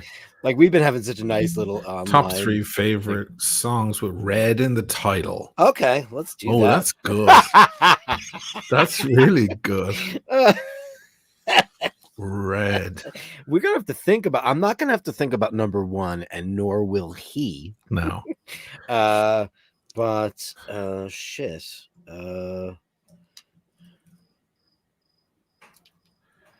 And I feel like putting "Lady in Red" by I what's hate his that name? song. God. No, it's horrible. But I feel like Christopher putting it Christopher just to be crass and just to be crass, no, it's just horrible. to sound like, yo, I love that Mingus album. Horrible. Like whenever you see like a Sex in the City episode, when the Lady guy's into in jazz, Red. he's like, So yo, dude.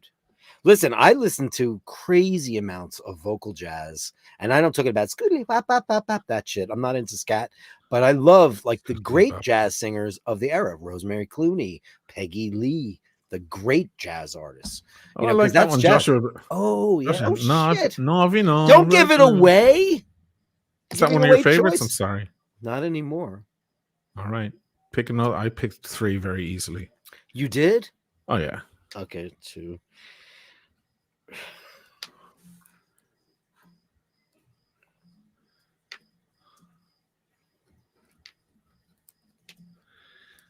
I don't know how close we're going to be at all. Okay. Hang on.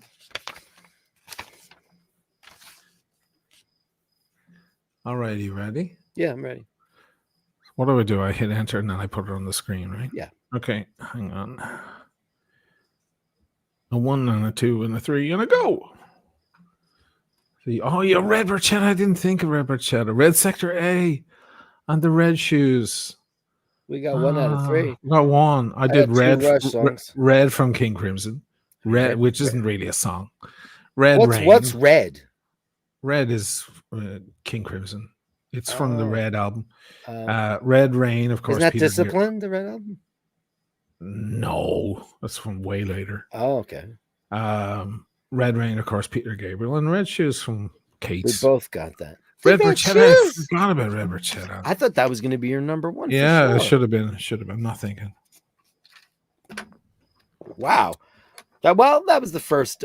We got 1. You could bring up movies too, and then we'll completely be different. But music, we're gonna mostly be. But he's got one side of him that I don't have, and I've got one side of me that he doesn't have.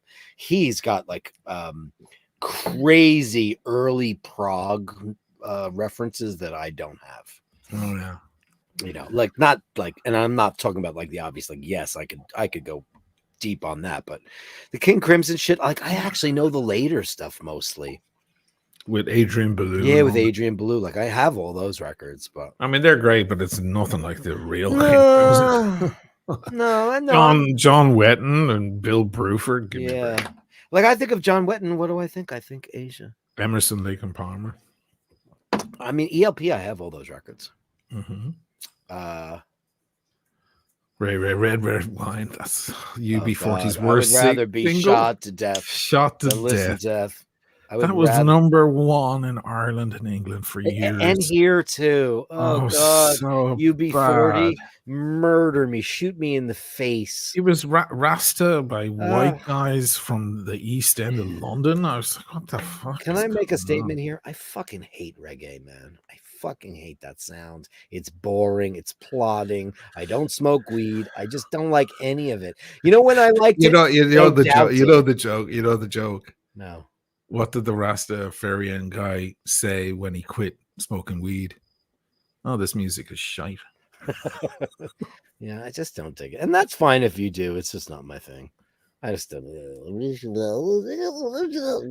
Listen, when you watch Bob Marley live, 1974 or whatever, and let me tell you something about Rasta. They're the tastiest bass players in the world because it's all negative space. Okay. Because the beat's going and there's no bass. And they're singing with no bass, and then the bass player in the weirdest areas just goes, and that's it. And then in 5 minutes, and then he's Yeah. back again.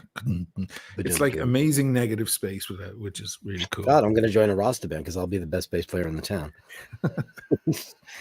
Shane McGee says many relationship was started from the surge, waiting at the bar, having your arse grabbed. Grabbed. Women are I like that. No, I that wasn't happening for me. I love the Year of the Cat, Patricia. Who doesn't love that song? Yeah. And the drum beats say when the lights are made. Oh, that's an amazing tune. That's a great. It's not jazz nor any of that stuff.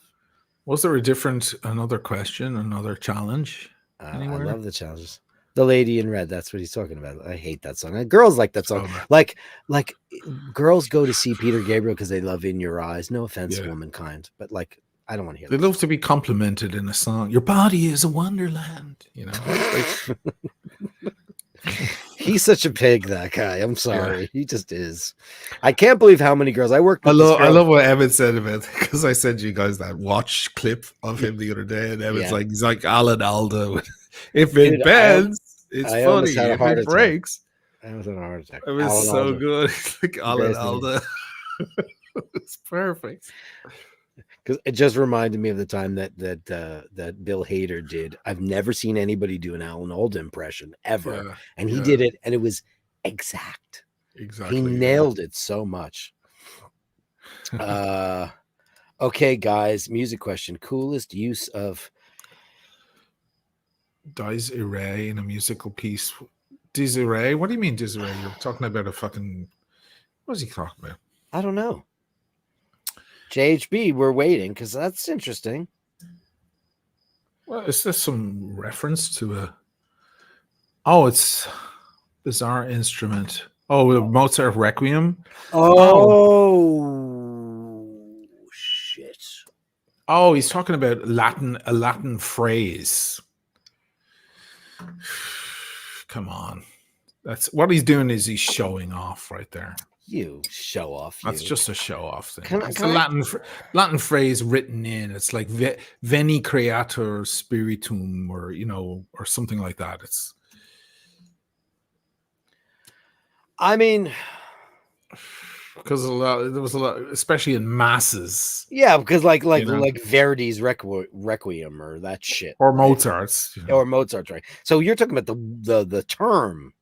Oh, well, I don't know. The lyric. The lyric, yeah, the lyric. It's like saying Kyrie eleison. Kyrie eleison. The one I was thinking of was Kyrie. I'm joking. No kidding. Of course, I'm joking because I knew you would never. But that's like Mr. right? Kyrie eleison. It's terrible. That guy's a great bass player, though. Whoever played bass for them, I saw him play live with Ringo Starr's all-star band, and it was. Fucking check out this band. Steve Lukather, that guy on bass, Greg Bissonette on drums, Greg Rowley on keyboards. It was like freaking insane. It was crazy. It has to be Mozart's. You can't tell they're fucking New Yorks anymore. They're all Hamburgs. No, okay. I'm never gonna let you let that. I'm gonna let you away with that or whatever. Dude, they all look like articulate myself. I need fucking booze. That my brain doesn't work right. It doesn't work. That was listen. I know we're doing a show live, but this is the type of shit that we would have in a plain conversation, and that was the birth of iBashers. Like Ashina and I would have a conversation and be like, "This should be a show." Of course, that 3 hours later, I was like, "I should have recorded that." Right, but however, not. They all look like Hamburg Steinways. And the chairman, not to belabor this horrific point, the chairman of Steinway and Sons lives down the block from me, and I bump into him from time to time. And the last time I saw him was at Minetta's, and I said, "What the fuck is with you polishing all those New York pianos and smoothing out the edges? You can't tell the difference anymore." Because that's what the artists want. That's what he said. The artists want. Yep. Nathaniel's having a Silvia Grasso 2019. So jealous. He sent me Silvio Grasso and I drank it all. It's so good, right? Shane McGurk, Blink Twice movie of the year. I haven't seen it. Is that so you know what I was watching? I've been watching the past few nights. Is that fucking thing with Nicole Kidman that you recommended?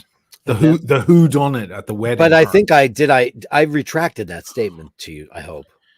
You were like, "Oh, it's really good." The first two episodes were great. Then it turned into like Days of Our Lives. That was horrible. The whole thing is just a stupid who done it. Ooh. I like a whodunit when it's Agatha Christie. Well, sure. And I really liked Kenneth Branagh's the last one, the one that was shot in Venice. What is that called? I missed that one. It was really good, Ush. I should see it. Really, really, and it's right up your street. I swear to God. Literally up my street. Literally up your street. Oh shit. Okay. I better watch literally up your street. JBB $10. You're obviously never heard Toots. Of course I have. And the Mitals pressure drop. Sure I have. Covered by the Clash. At any rate, I forgive you for now. No. I'm sure I have. I'm gonna give him a ding, so makes a the ring, world a ding, go ding. round. You know, some guys like missionary and some guys don't. That's just how it works. It's fine. Listen. What I was trying to do was when you hear people say stuff like Coltrane has just become a trope. It's become the common name Parker to throw out when somebody needs to sound like they know something about jazz. And there are so many things. I'll tell you, here's a perfect example, and this is going to sound super nerdy. And this is a great story. Can't wait. Bear with me because I know you're thrilled. Jesus. So we went to Brooklyn to the knitting factory. They opened up an annex. When you start with by the way, so you know it's going to be long. So there were these hookers. Yes. Then everybody's like, tell me more. So we went to this club to go see a friend of Paul's wife sing in a jazz ensemble. And we're like, okay, this is going to be interesting. And then there was a trio that opened up. It was piano, bass, and guitar. It was piano, drums, and guitar.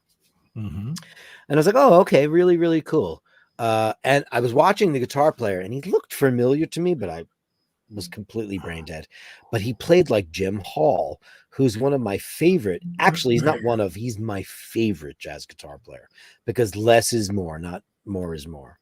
He's like one of those guys that just finds the perfect note. And, you know, he's dead. And he used to bang my friend Mary Schwartz. I met him. I got to know him. He showed me all his amazing, crazy old Gibson guitars.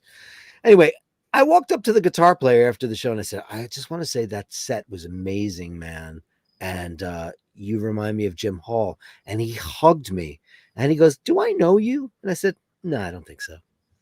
And then 2 days later, I'm on Facebook because you did that then. This is about 10 years ago, 12 years ago. And I see a guy who's a heavy metal guitar player who played in a band that I've played with 50,000 times, but not in a long time. And he plays jazz now. It was him. Oh.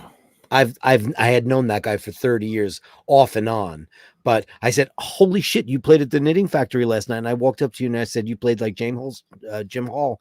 And he goes, oh my God. He goes, no one's ever given me a compliment like that in my life. And here's the kicker.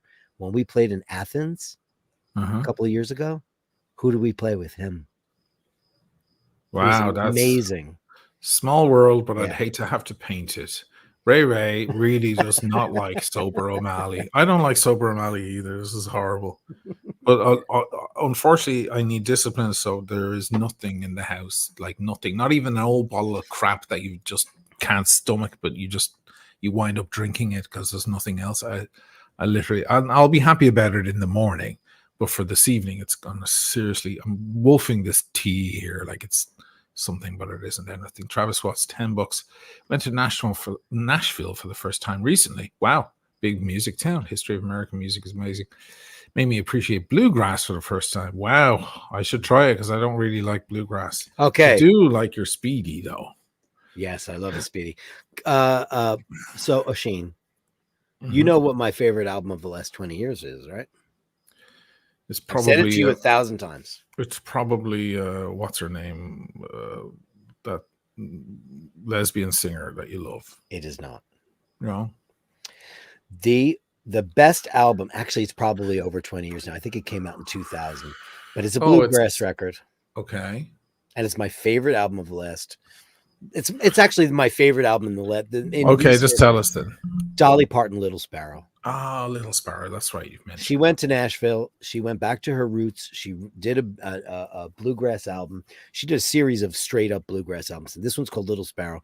Sheen, download this record, Little Sparrow. I will. And when you're ready, not now. Wait till you start drinking. Start drinking. Wait till you start drinking. It's Because inevitable. this album will take you places. And I'm going to give you a brief story. So bluegrass is very close to Irish music. We all know that. It's all Celtic influenced music. It's all the immigrants to America that wound up in poverty and living in the Blue Ridge Mountains and all this stuff. And they created this amazing music. It's family driven music, very similar to Irish. There's banjo, violin, all this stuff. So she makes this very bare bones record with the very, very best musicians in all of Nashville, all the bluegrass players. It's insane. This album, they're probably crawling over each other to get to play on the record, right? They're probably killing each other. I mean, you know what? She's like royalty in Nashville. She's royalty, man. But the thing is, like, at this point in the game, Dolly Parton had been doing all her pop shit for 30 years. You know, there's a lot of videos going around of her on TikTok and stuff. How does she play the guitar so well with those huge long nails? People are like, how does she play these chords? She does look like it's nothing when she has these massive nails. Travis, sorry, do you want to give him a ring a ding ding? Yeah, I want to give everybody a ring a ding. Let's listen. We missed a couple of big bang booms. So let's give a LA Under Siege.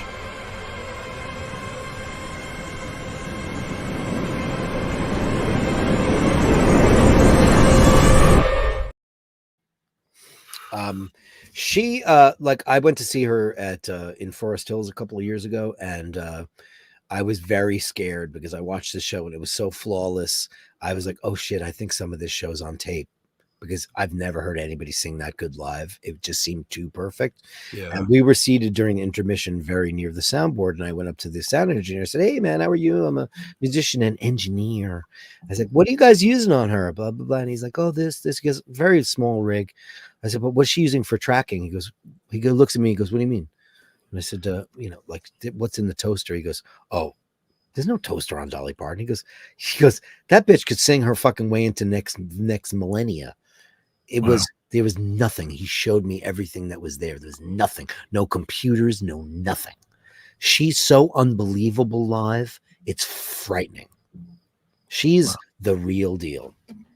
JHB 499. Hey, my answer, the beginning of The Shining. I think taken from Berlioz, the Fantastique. Pretty nerdy question. Give you that. It was super nerdy, but that's okay. It's just, I didn't see the question. Where was that question? Well, it was the question about the Latin phrase. Oh, yeah. Well, it was just the way it was phrased. I was like, what? Wasn't quite sure. Yeah, of course it is, Nathaniel. We all know that. Of course it is. I mean, bluegrass music is Irish music. It definitely is. Thomas Burnett with 499. Oh, sorry. Favorite double read. Wow, that's very tough. Go ahead. You had to name all those? Isn't cor anglaise basically it's the English horn. Cor anglaise is the English horn. Correct. So okay, well now I'll use English horn. I don't like this one. I mean, I like all these, but I don't have a love for any of. I mean, I'll tolerate bassoon. I mean, I love the Italian. I love bassoon, but right? Oboe is beautiful for moments. Oboe is beautiful for moments, for like inquisitiveness or wonder. Yeah, you know, when writing for, I guess, you know, when writing for screen, you know how it is. Sure, I'm at war with oboe and clarinet recently because in the piazza they always have a fucking clarinet or an oboe just to. My answer is oboe. Oboe. Hey, hold on a second. That'll be part of the show.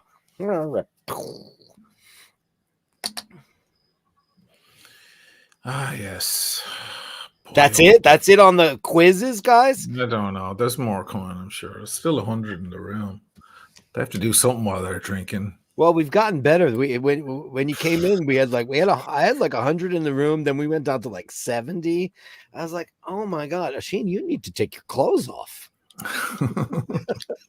What's happening here? So we went out last night. We went to La Lanterna. Oh. And who'd you go with? With Dana and Judith. Oh, Dana's in town, huh? Dana was in town. She's home now. She left. She was in town. Made a Pritz with Jim Ho Concerto di Aranjuez, which is Aranjuez, yeah. Aranjuez, yeah, it's of course Yeah. great. Jim Hall's my favorite guitar player of all time, and he was a very, very, very, very mean drunk. Well, you must like. Do you like if you like Concerto Aranjuez? You also like the Bill Evans. Oh my god, version with Miles. No, I do. I don't dislike any of that shit. Fucking you and I played Bill Evans fucking Steinway. Oh, I know. That's right, beautiful. Yeah, I just think that I don't have a problem with Miles Davis. I rather listen to Chet Baker personally. It's more melodic to me. Like Miles just got a little whacked out after a while, and it's just like it starts to get a little just crazy. What is he saying here? He wants the Che Guevara clock dial coated with poutine. Oh, for patina. Oh, welcome. You're welcome, brother. Oh, so he coated. Because he was telling me, he sent me this Che Guevara clock, which I love. It was like the coolest gift I got in years. And I pulled it out one night, I think on Timmy. I put on my keffiyeh and my Che Guevara clock just to give all the hate streams something to clip, And he was saying that there was some little surprise built in, and I couldn't figure out what it was, but he says it's coated in poutine. Oh, really? I mean, what am I supposed to do? Lick the fucking clock? I don't know what he means. Unless there's poutine in the back of it. Oh. He's got a question for us to answer. Best living actor, not Defoe. No one's going to say that. Or De Niro. Somebody might say that. Well, you know what I mean. Best living actor. No. You have to type it because this is a paid one. Okay. Oh,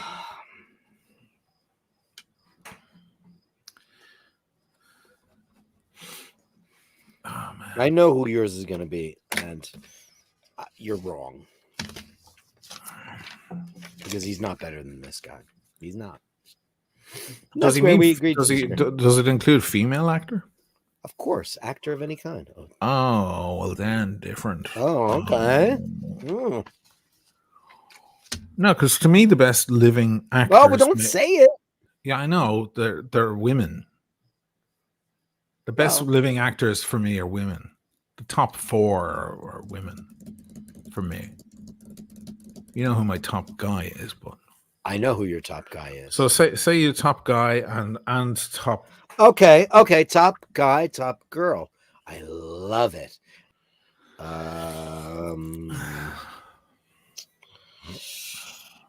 Oh shit. God, that's so hard. It's so fucking hard. The girls are hard.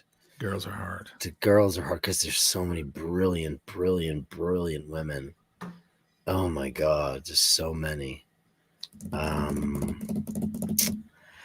Yours and I, it's gonna be the same. Oh no, it isn't. No, it isn't. You know what?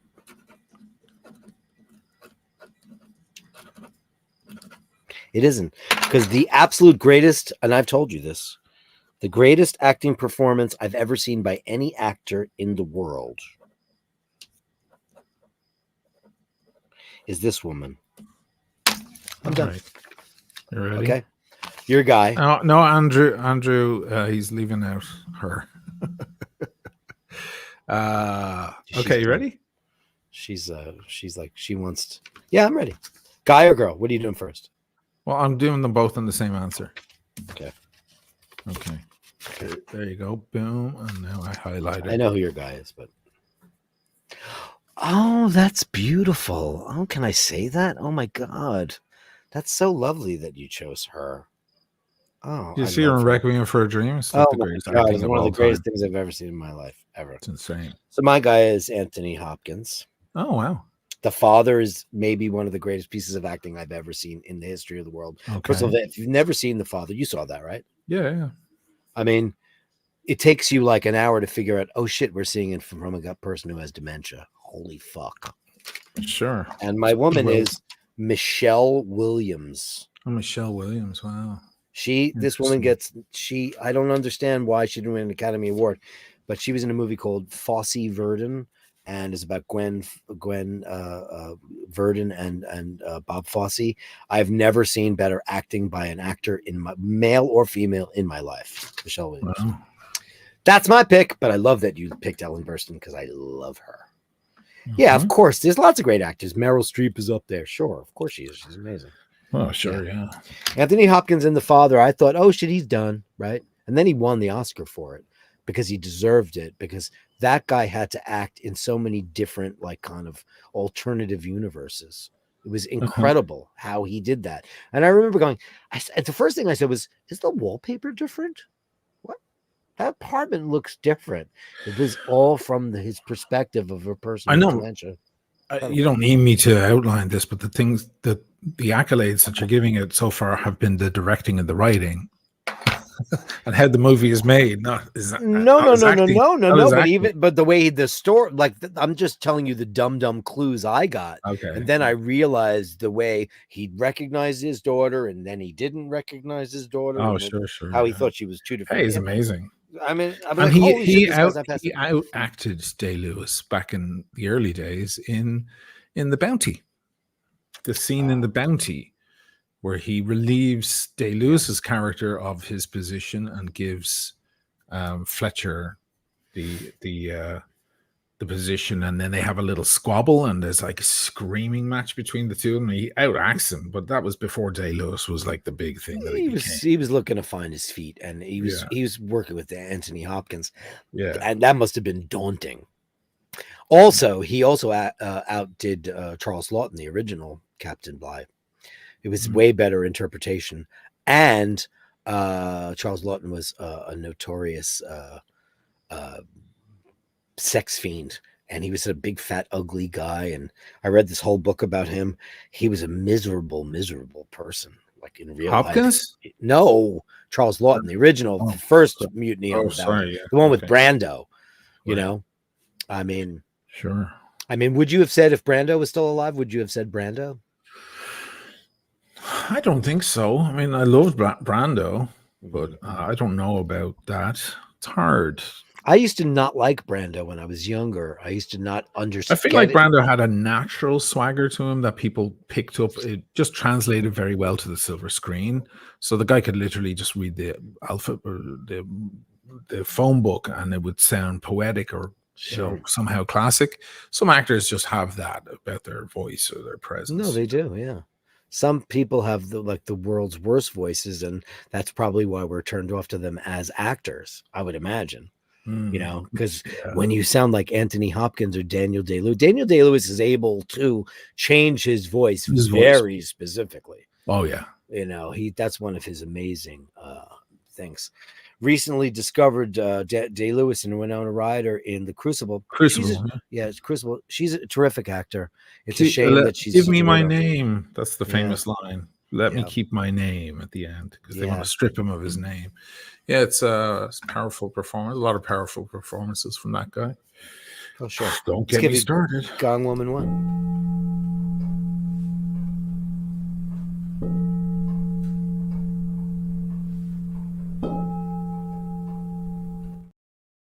What's your favorite Daniel Day-Lewis performance? Probably In the Name of the Father, or There Will Be Blood. Yeah. I mean, I love what he did as Bill the Butcher. The film is weak, but it's a terrible film. He carries the film. Without him, that film is garbage. There's nothing in that film without him. Nothing. It's an atrocity. Yeah. But he brought that. It was a sense of comedy too. Whoopsie daisy. That's when he nearly gets her with the knife. It's like whoopsie daisy. There's a sense of comedy that I've never seen him do before. I never saw 8.5 or 9 or whatever it was called. The one I have 9 on Blu-ray. I loved it. Oh, it was good. It's good. It's good. It's the guy Marshall, the guy that does all the razzmatazzy shit, like Chicago. Rob Marshall. I was very surprised that he would do that, but I realized why. He's surrounded by absolutely the most beautiful women in the world. It's Italy in the Cinecittà era, so it's like really super sexy. You know, they're Cinquecentros. They're driving around in fucking Vespas and all the cool shit. So he Mhm. wanted to be a part of this amazing amalgam of artists, and it's very good. And he's very good. He plays like a Marcello Mastroianni Yeah. kind of guy, you know. Yeah, Mastroianni. Fellini or like one of these big guys. It's really good. You should watch it. I think you'd really enjoy it. And you know who's fucking fantastic in that movie? Fergie. Fergie, the singer from Fergie from that terrible Spice band. Girls? No. Fergie. Fergie who? No, Fergie from what is the name of her stupid band? Like it's like a Chinese guy, a black guy, and her. They had big hits in the 90s and the noughties. I don't fucking know who you're talking about. Fergie. Oh Jesus, you guys know who she is. Yes, you do. My God. I don't know. No one knows her real name. Fergie. And it's not obviously Fergie, the royal one. It's not the royal. That was the second Fergie. They're the only two Fergies I've ever heard She's of. from Black Eyed Peas. Black Eyed Peas, her. Oh, her. She plays like this prostitute on a beach. Oh, is she good? She's very good in it. Oh, She's actually a terrific singer. I know That's her. right. She had a national anthem that was a tragedy.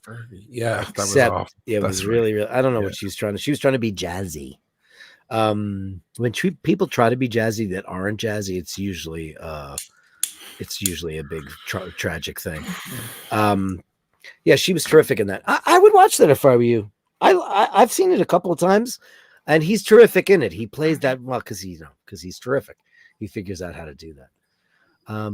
The Brando thing was like the actor studio thing, kind of. And I know he wasn't really an actor studio guy. He went with that woman that had left, the Estella Adler. He was more of a disciple of her kind of acting.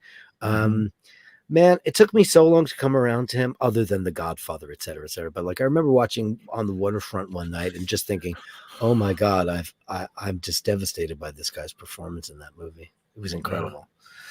You know, and there's a bunch of people out there still pretty good, but I don't know. Mike Hammer, everybody saying the Black Eyed Peas. Yeah. Anybody else have any more Dirk versus Sheen? Because that was fun last week. I know there's very little people in the room tonight. I don't know what happened. So everybody has a hot date tonight, I guess. Okay. I guess you can't win them every day. But maybe Jerry Lewis, bad voice when he was with Dean Martin. Oh, Jerry Lewis. Oh, guys. I haven't seen Dennis Quaid in Reagan, but I can't wait to see it. I happen to love Dennis Quaid as an actor. I think he's a fantastic one. You know, I think he's amazing. Shane McGee says they're sent. What does that mean? Would you send me? Did you send me emails? Shane McGee, James Earl Jones. Probably a better voice than an actor. How a Saint gave us the word tawdry. How interesting. Nathaniel Hannon.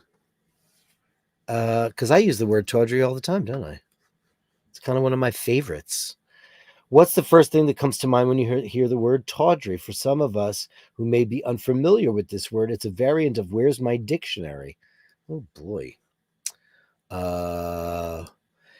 Ignoble, gaudy, salacious. Oh, yeah. So, wow, this is a whole big thing. I'll do the deep dive. Usually you say, like, oh, my God, she's so tawdry. Or that movie was tawdry. Yeah, Black Eyed Peas. You know, we're two guys in our 50s, dude. Like, I know who the Black Eyed Peas are, you know. James Earl Jones, Morgan Freeman, and Sam Elliott, best deep voices narrate. Listen, Don De La Fontaine, In a World. That guy was amazing. He was amazing. Sam Elliott, sure, for sure. Nathaniel says, when I was a kid, I was watching a Rock Hudson film and told my dad I wanted to be like him when I grew up. He had so many pretty girlfriends. Dad said, they're only friends. Ask your mom. Very insightful. Carolyn Meriton, thank you, gents, for a wonderful evening. Look at you two. You look like a blushing bride with your handsome knight. Oh, Carolyn. What can I give you for that? I hope you're doing this tonight.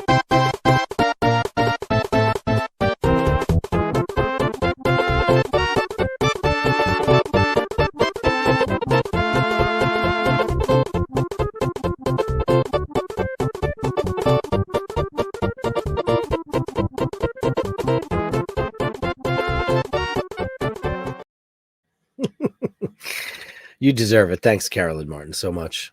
So I got this is the clock from Ray Ray. Oh, that's cool. It's right up your street. Yeah, isn't it great? Oh, yeah. But he's like, there's a surprise. What's on the back? There isn't any surprise. Cocaine?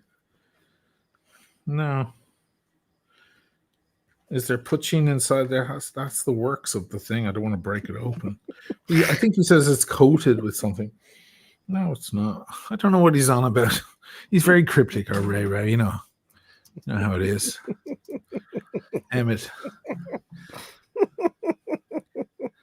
Richie Valens albums.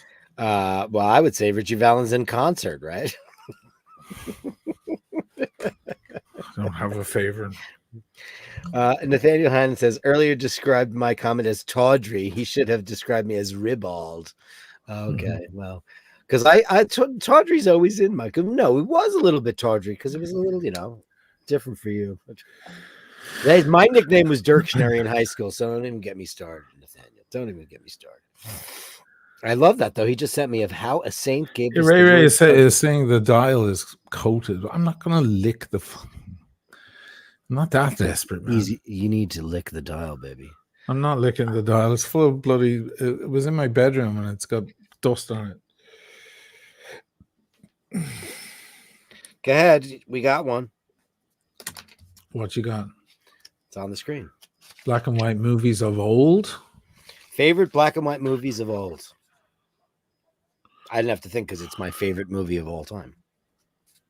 Movies, he said. So movies? Like a top 2 or 3. Okay, it's fine. Okay. I don't know. Okay, I'm gonna do. Asked me to use my brain tonight, and I can't do it. I'm making more tea. Isn't that sad? I'm making Lion's Gold. Delicious. It's the greatest. It's the greatest of all time. This is It's early for us. I know. Isn't that sad? Soon I'm going to start yawning and I'll go to bed. How weird is that? Yeah. Mind you, I've had difficulty sleeping with no booze. I'm going to lie there in bed just doom scrolling for months. It's really bad. It's no good. Okay, I'm ready. I'm not. I can't even think. You just show yours. No, my number one favorite movie of all time happens to be black and white. It is Sunset Boulevard. Okay. My favorite movie of all time. One of my other favorite is Marlene Dietrich in A Foreign Affair. You're really asking Dirk, like, this is right up his wheelhouse. By the way, both of those movies, ready for this? Both of those movies, Born Yesterday, Judy Holliday, Bill Holden, Broderick Crawford. Holy shit. Julie Holliday won the Academy Award for that. Keep them coming. Well, this guy's about to fall asleep in a minute. Well, we can close it up whenever you want. It's a dead night. Everybody's kind of like, wah, wah, wah. Andrew Wolkovich with Canadian $10 upvote, and check that you are subscribed. Become a patron if you can. Enjoy the show and be an inspiration in others' lives and a blessing in their memories. You are the killer man of the world. You know what you're doing? You're driving me to Gongwam.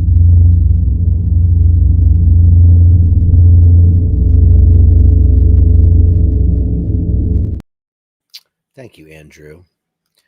Did you see that the stars are back? How great is that? Could you believe that? Look, we do this now. Oh, you can star things, yeah. Fantastic. Like, what did they do? Why did they take that away? Why did they do that? I think it was a glitch. It was a glitch. They probably got a lot of complaints because they did update the software, so they somehow it got, yeah.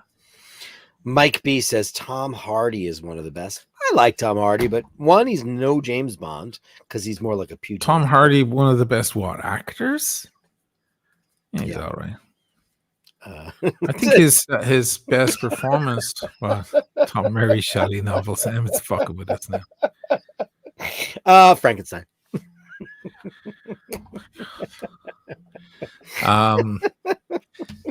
Tom Hardy, I'm trying to think. He was in that film Brooklyn, I think it was called. It was the best movie I ever saw him in was The Drop with Gandolfini. The Drop. That's what I'm thinking. Why did I think Brooklyn? It's set in Brooklyn. I thought it was called Brooklyn. It's called The Drop. He's the bartender. Yeah, He's and the he's a new bartender. bartender, and he But then he doesn't was know what also in that's the about. Craze movie. You know, he played both Craze brothers. The That was crazy a new one. Craze versus the Yeah. Spandau Ballet Craze. Right. Yeah. Because that's the one I know. I never saw the one with him. Yeah. And he played both guys, and he was good. He was very good. He's definitely a good actor for sure. 10 worst Bram's 10 fucking novels. Damn, it's fucking with us now. Mike Hammer goes, William Holden had to be one of the biggest and greatest boozers. He died doing it. He sure did. That's the way to do it. He slipped. Hey, there are worse. Rug. Oh, he slipped. There are worse Slipped ways on a to rug, die. and he hit his head, and he was bleeding, and he tried to stop it, and he just died. And he just died because he just died. He bled out on his carpet. Hey, listen, nobody's living forever. You may as well fucking go out with a bang. Yeah, I mean, he at that point he was dating Stephanie from Heart to Heart. What's her name? Stephanie Powers, and she's a beautiful girl, famous. Did you have Heart to Heart in Ireland? Yeah, yeah, her. He was dating Stephanie her. Powers. I remember her. Yeah, he was dating her, and he had opened up the biggest wildlife preserve and sanctuary in Africa. It's called the William Holden Ethiopian Kenyan. I apologize to all the Ethiopians and Kenyans out there. He because we have so many, and it still exists today, and it's still run by Stephanie Powers. How beautiful is that? Like, I cared so much about conservation. Oh, that's nice. Very nice. Yeah, beautiful guy, and the most handsome man that ever lived.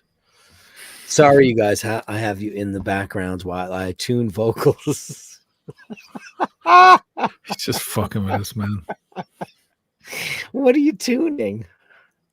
Better yet, he's sitting there fixing vocals. It's laborious shit. I gotta go hit the bathroom. I'll be right back. Okay, you man. You good? Sure. Yeah, I'm good. I'm good. If you want, if everybody wants to go, yeah, we'll kill the I don't know. I mean, if you want to keep going. No. I'm not going Friday night alone. No. Oh boy. It's rough. Blakely never stops. She's out walking around Brooklyn complaining about this eye. I was looking at her. She did the 3 hours actually we were chatting because we did an hour offline. Anyhow, what's going on here? Happy PA. $2. Thanks for the wonderful Friday night. Favorite music genre. Well, I'll ask him when he comes back. That's a tough one. Music questions are tough for me, man. It's like your favorite record. I'm like, oh man, where do I begin?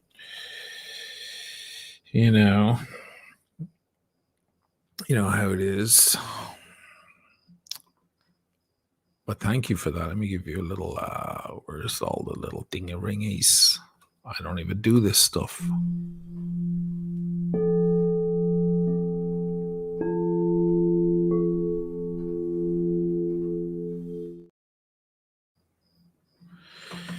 Yes. You guys having a good night? Sorry, I'm not all fun and entertaining. It's just, I don't know.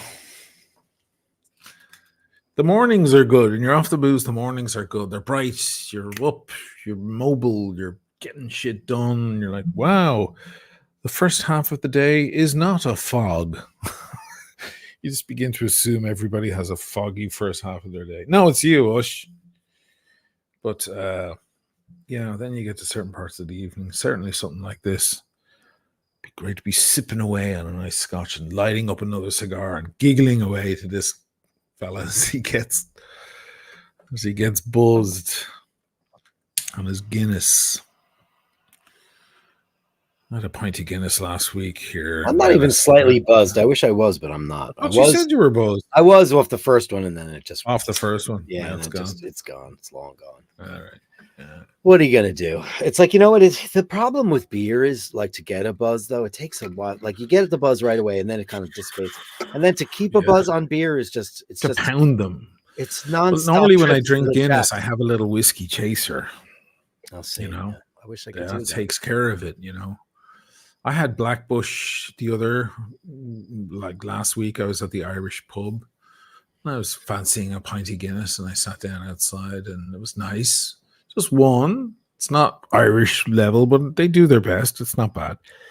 And I had a straight Blackbush. Man, Bushmills and Blackbush and all that, and the Bushmill 16 and all their beautiful whiskeys. Wow. So good. Eddie, $2. What's the great breakfast in Venice? Well, you can get a lot of international, you can get Eggs Benedict and stuff like that if you go to the hotels, because they take care of, they're dealing with Brits and Americans and stuff. If you want eggs and such. Yeah, if you want all of that kind of big breakfast. But the breakfast, Italian breakfast is very minimal. And it's basically a coffee or a cappuccino and a brioche. They just have a croissant. It's like a brioche. Yeah, and you can get one with apricot jam in it or chocolate in it, but most people just get a regular plain and their cappuccino. And that is it. They're not big breakfast people, which suits me. I'm not a huge breakfast guy either. Last year I was in Ireland, and every day my mom was making me, sausages and eggs and stuff like that. It was great, but I put on like fucking 25 pounds. I don't start eating until later in the day. Shit, though. Oh, it was so good, It's hard to refuse it. You come down in the morning, and Ireland, even when it's nice weather, there's always a little chill in the air, and good hearty food always fixes that. So it's hard to turn down some nice eggs and rashers and stuff in the morning. Oh, lovely. But yeah, definitely packing on the pounds with that stuff. And then the Guinness in the evening with all the boys in the city. So yeah, it's a high calorie. Who's here in who's in Milan? My sister, my older sister. Oh, I know. I've been talking to her. Oh, yeah. They met up with Liddy earlier. Yeah. Yeah, they went to the Camparino and everything, yeah.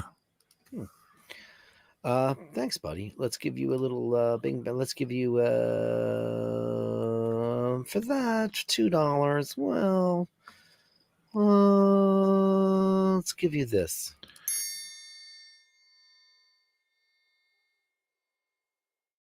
A little ring-a-ding-ding. I think we might be in the same ballpark with this.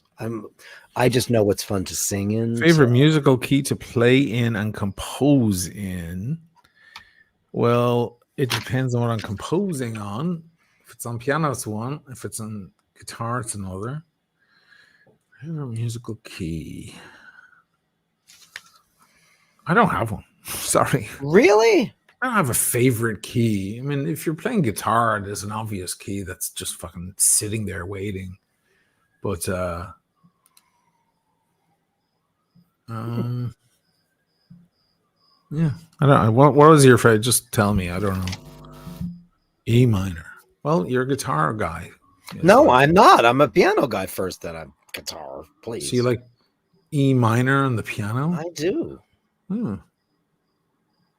I just think it moves me. Yeah. E minor moves me. I mean, E minor on a guitar is a joke. It's too fucking. Well, I figure E like blues, you know. Oh no, not blues. Not the blues. Yeah. I don't know. Interesting. Emmett, what's your favorite guitar key to compose in? Oh man. What else we got here? The SS Gilligan's Island. It's so funny. He wrote D minor. Okay. Oh, you think D minor? Oh God, D minor is sad. Yeah. D has a nice sound. When you tune a guitar down to D, it's got a vibe to it. Yeah, D's nice. Oh, sure. Yeah. I don't really think about that. Isn't that weird? I mean, there are shapes on the piano, like B major is such a comfortable, E major and B major is so comfortable on the piano. There's nothing more awkward than staying on white keys the whole time. You need a little bit of some black keys. Jocelyn Bittenbender, who's a Patreon. Whatever the boat name is, boy, they all know.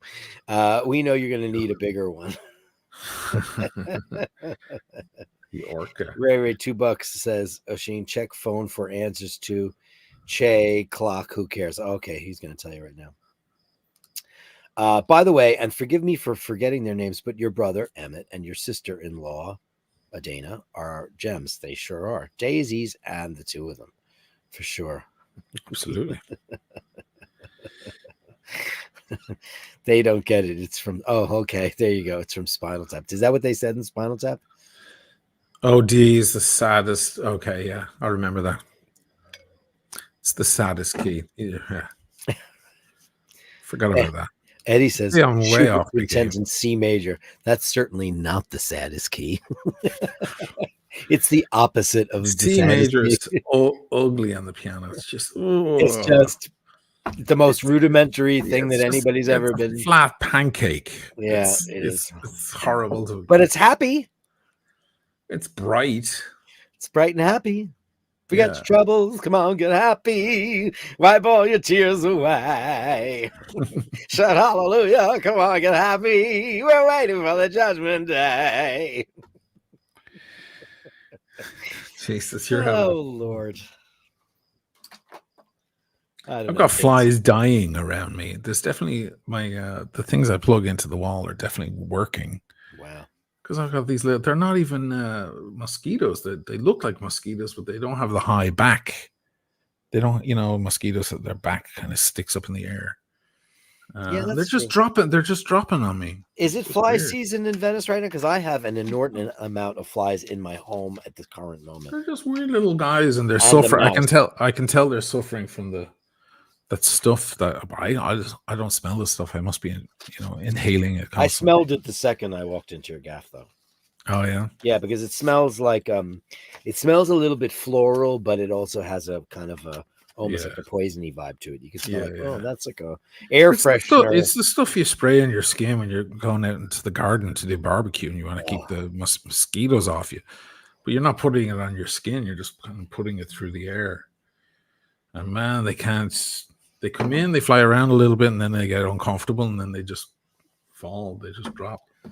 Does anybody know if those sonic things that ward off beasts? Because we have a mouse in the house right now, and I've got a bunch of have a heart traps everywhere, and they're not going in. They're not taking the bait, literally. Yeah. They're too smart. Mice are very, very smart. They can tell when something's a trap. But, the one time that Paul put down an actual snap trap, like 30 seconds later, clunk. Oh, yeah. Yeah. I think it's because it's open and they could just walk on top of it. Whereas, like, the have a heart ones are like they have to go inside something and they're like, fuck that.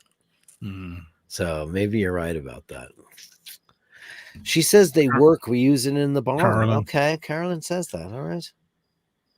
Well, you know what? You guys look like soap opera actors. You look like, beautiful soap opera couple. It's a lovely photo. It is very indeed. nice. Yeah. So you're talking about ultrasonic things that you plug in the wall? I have one. I just never opened the box. Okay, try it out. You know what? I got some Polywatch today. For a little tiny for my Speedy. I got a little bit of a scuff on the Headlight. So I want to just poly. Oh, I know it does. It's amazing. And then I used it on one of my bicycles because the windows on the gear shifters are like plastic as well. I put the Polywash on it. I rubbed it around. Instantly looked brand new, legible, super clear. It was pretty great. Wow. Yeah, it was great. Anyway, guys, it's 8:42. We've been on here for a couple hours, and it's dwindling, and everybody's getting a little blah blah. So I think we should probably. Here's Travis. Of course, Super Chat comes around. It cooled down to around 30 degrees Fahrenheit recently here in California after the heat wave, enjoying the autumn weather. I can't wait, Travis, because it was 90 in New York today, and we thought we were over it. And tomorrow is the first day of autumn. I hope we get it for the week. I hope we get it. It was nice today, but it wasn't hot. We had extreme heat, and then it just dropped off a shelf completely. And I hope tomorrow, I'd love to just have one last visit out to Lido, to my happy happy You have place out plenty there. of visits out Toledo. Cycling. You've got another month of that. Easy. Really? You think? Oh God, yeah. I know you're way more north than we are, but just think, you're, on the I top mean, of I'd the like some Adriatic. sun. You know. Nah, you're going to be fine until, I mean, the hotel doesn't close until the first week of November. Sure. Excelsior's open till like what, November 12th, or is it the end of October? Well, you have at least a month and a half of Lido. Just Lido out. Just go often. You got plenty of time. But yeah, the season doesn't officially end there. I think until the last week, right before Halloween. Yeah, it's still open. All right. So yeah, go do that. Guys, I think we should wrap it up. Thank you, Travis Watts. Let me give you a bing bang boom for that. Give you cowbell too.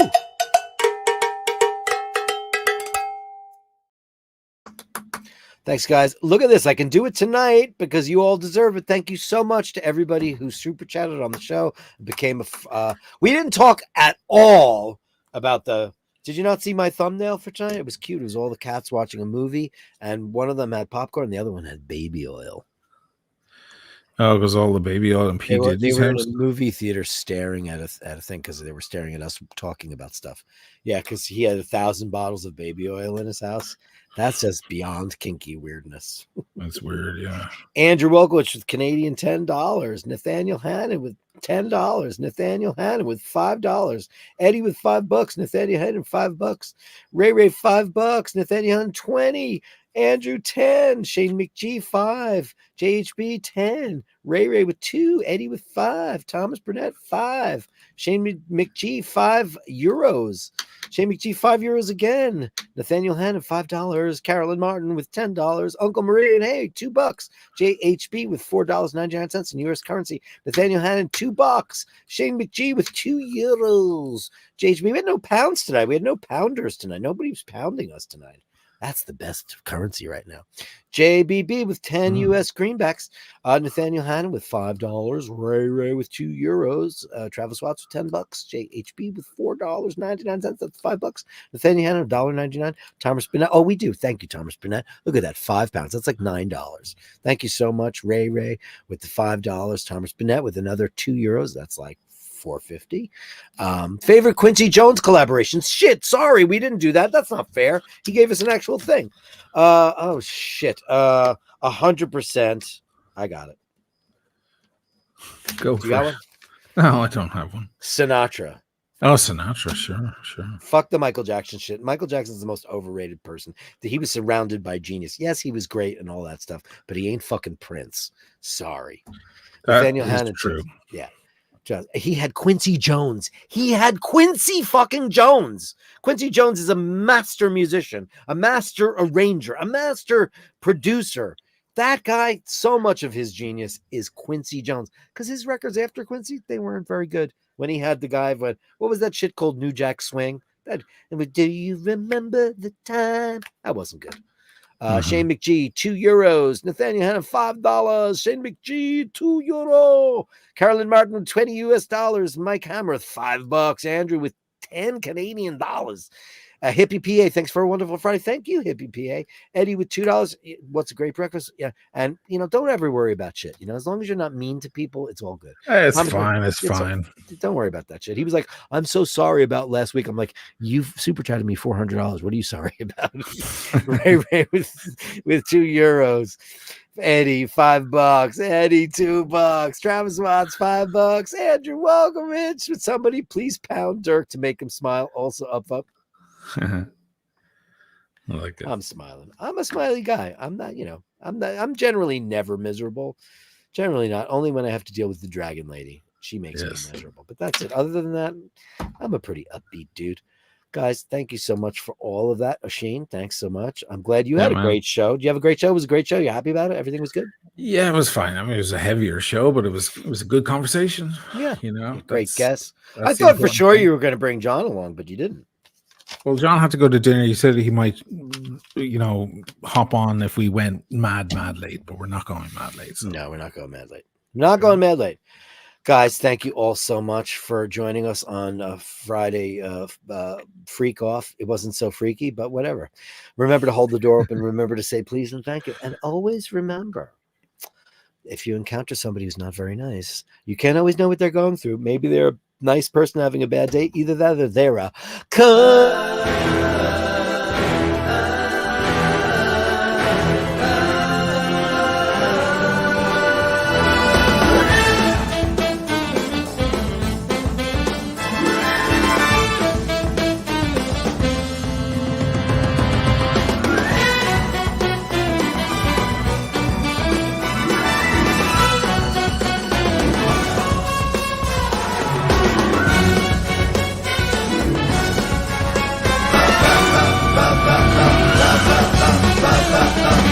Basher.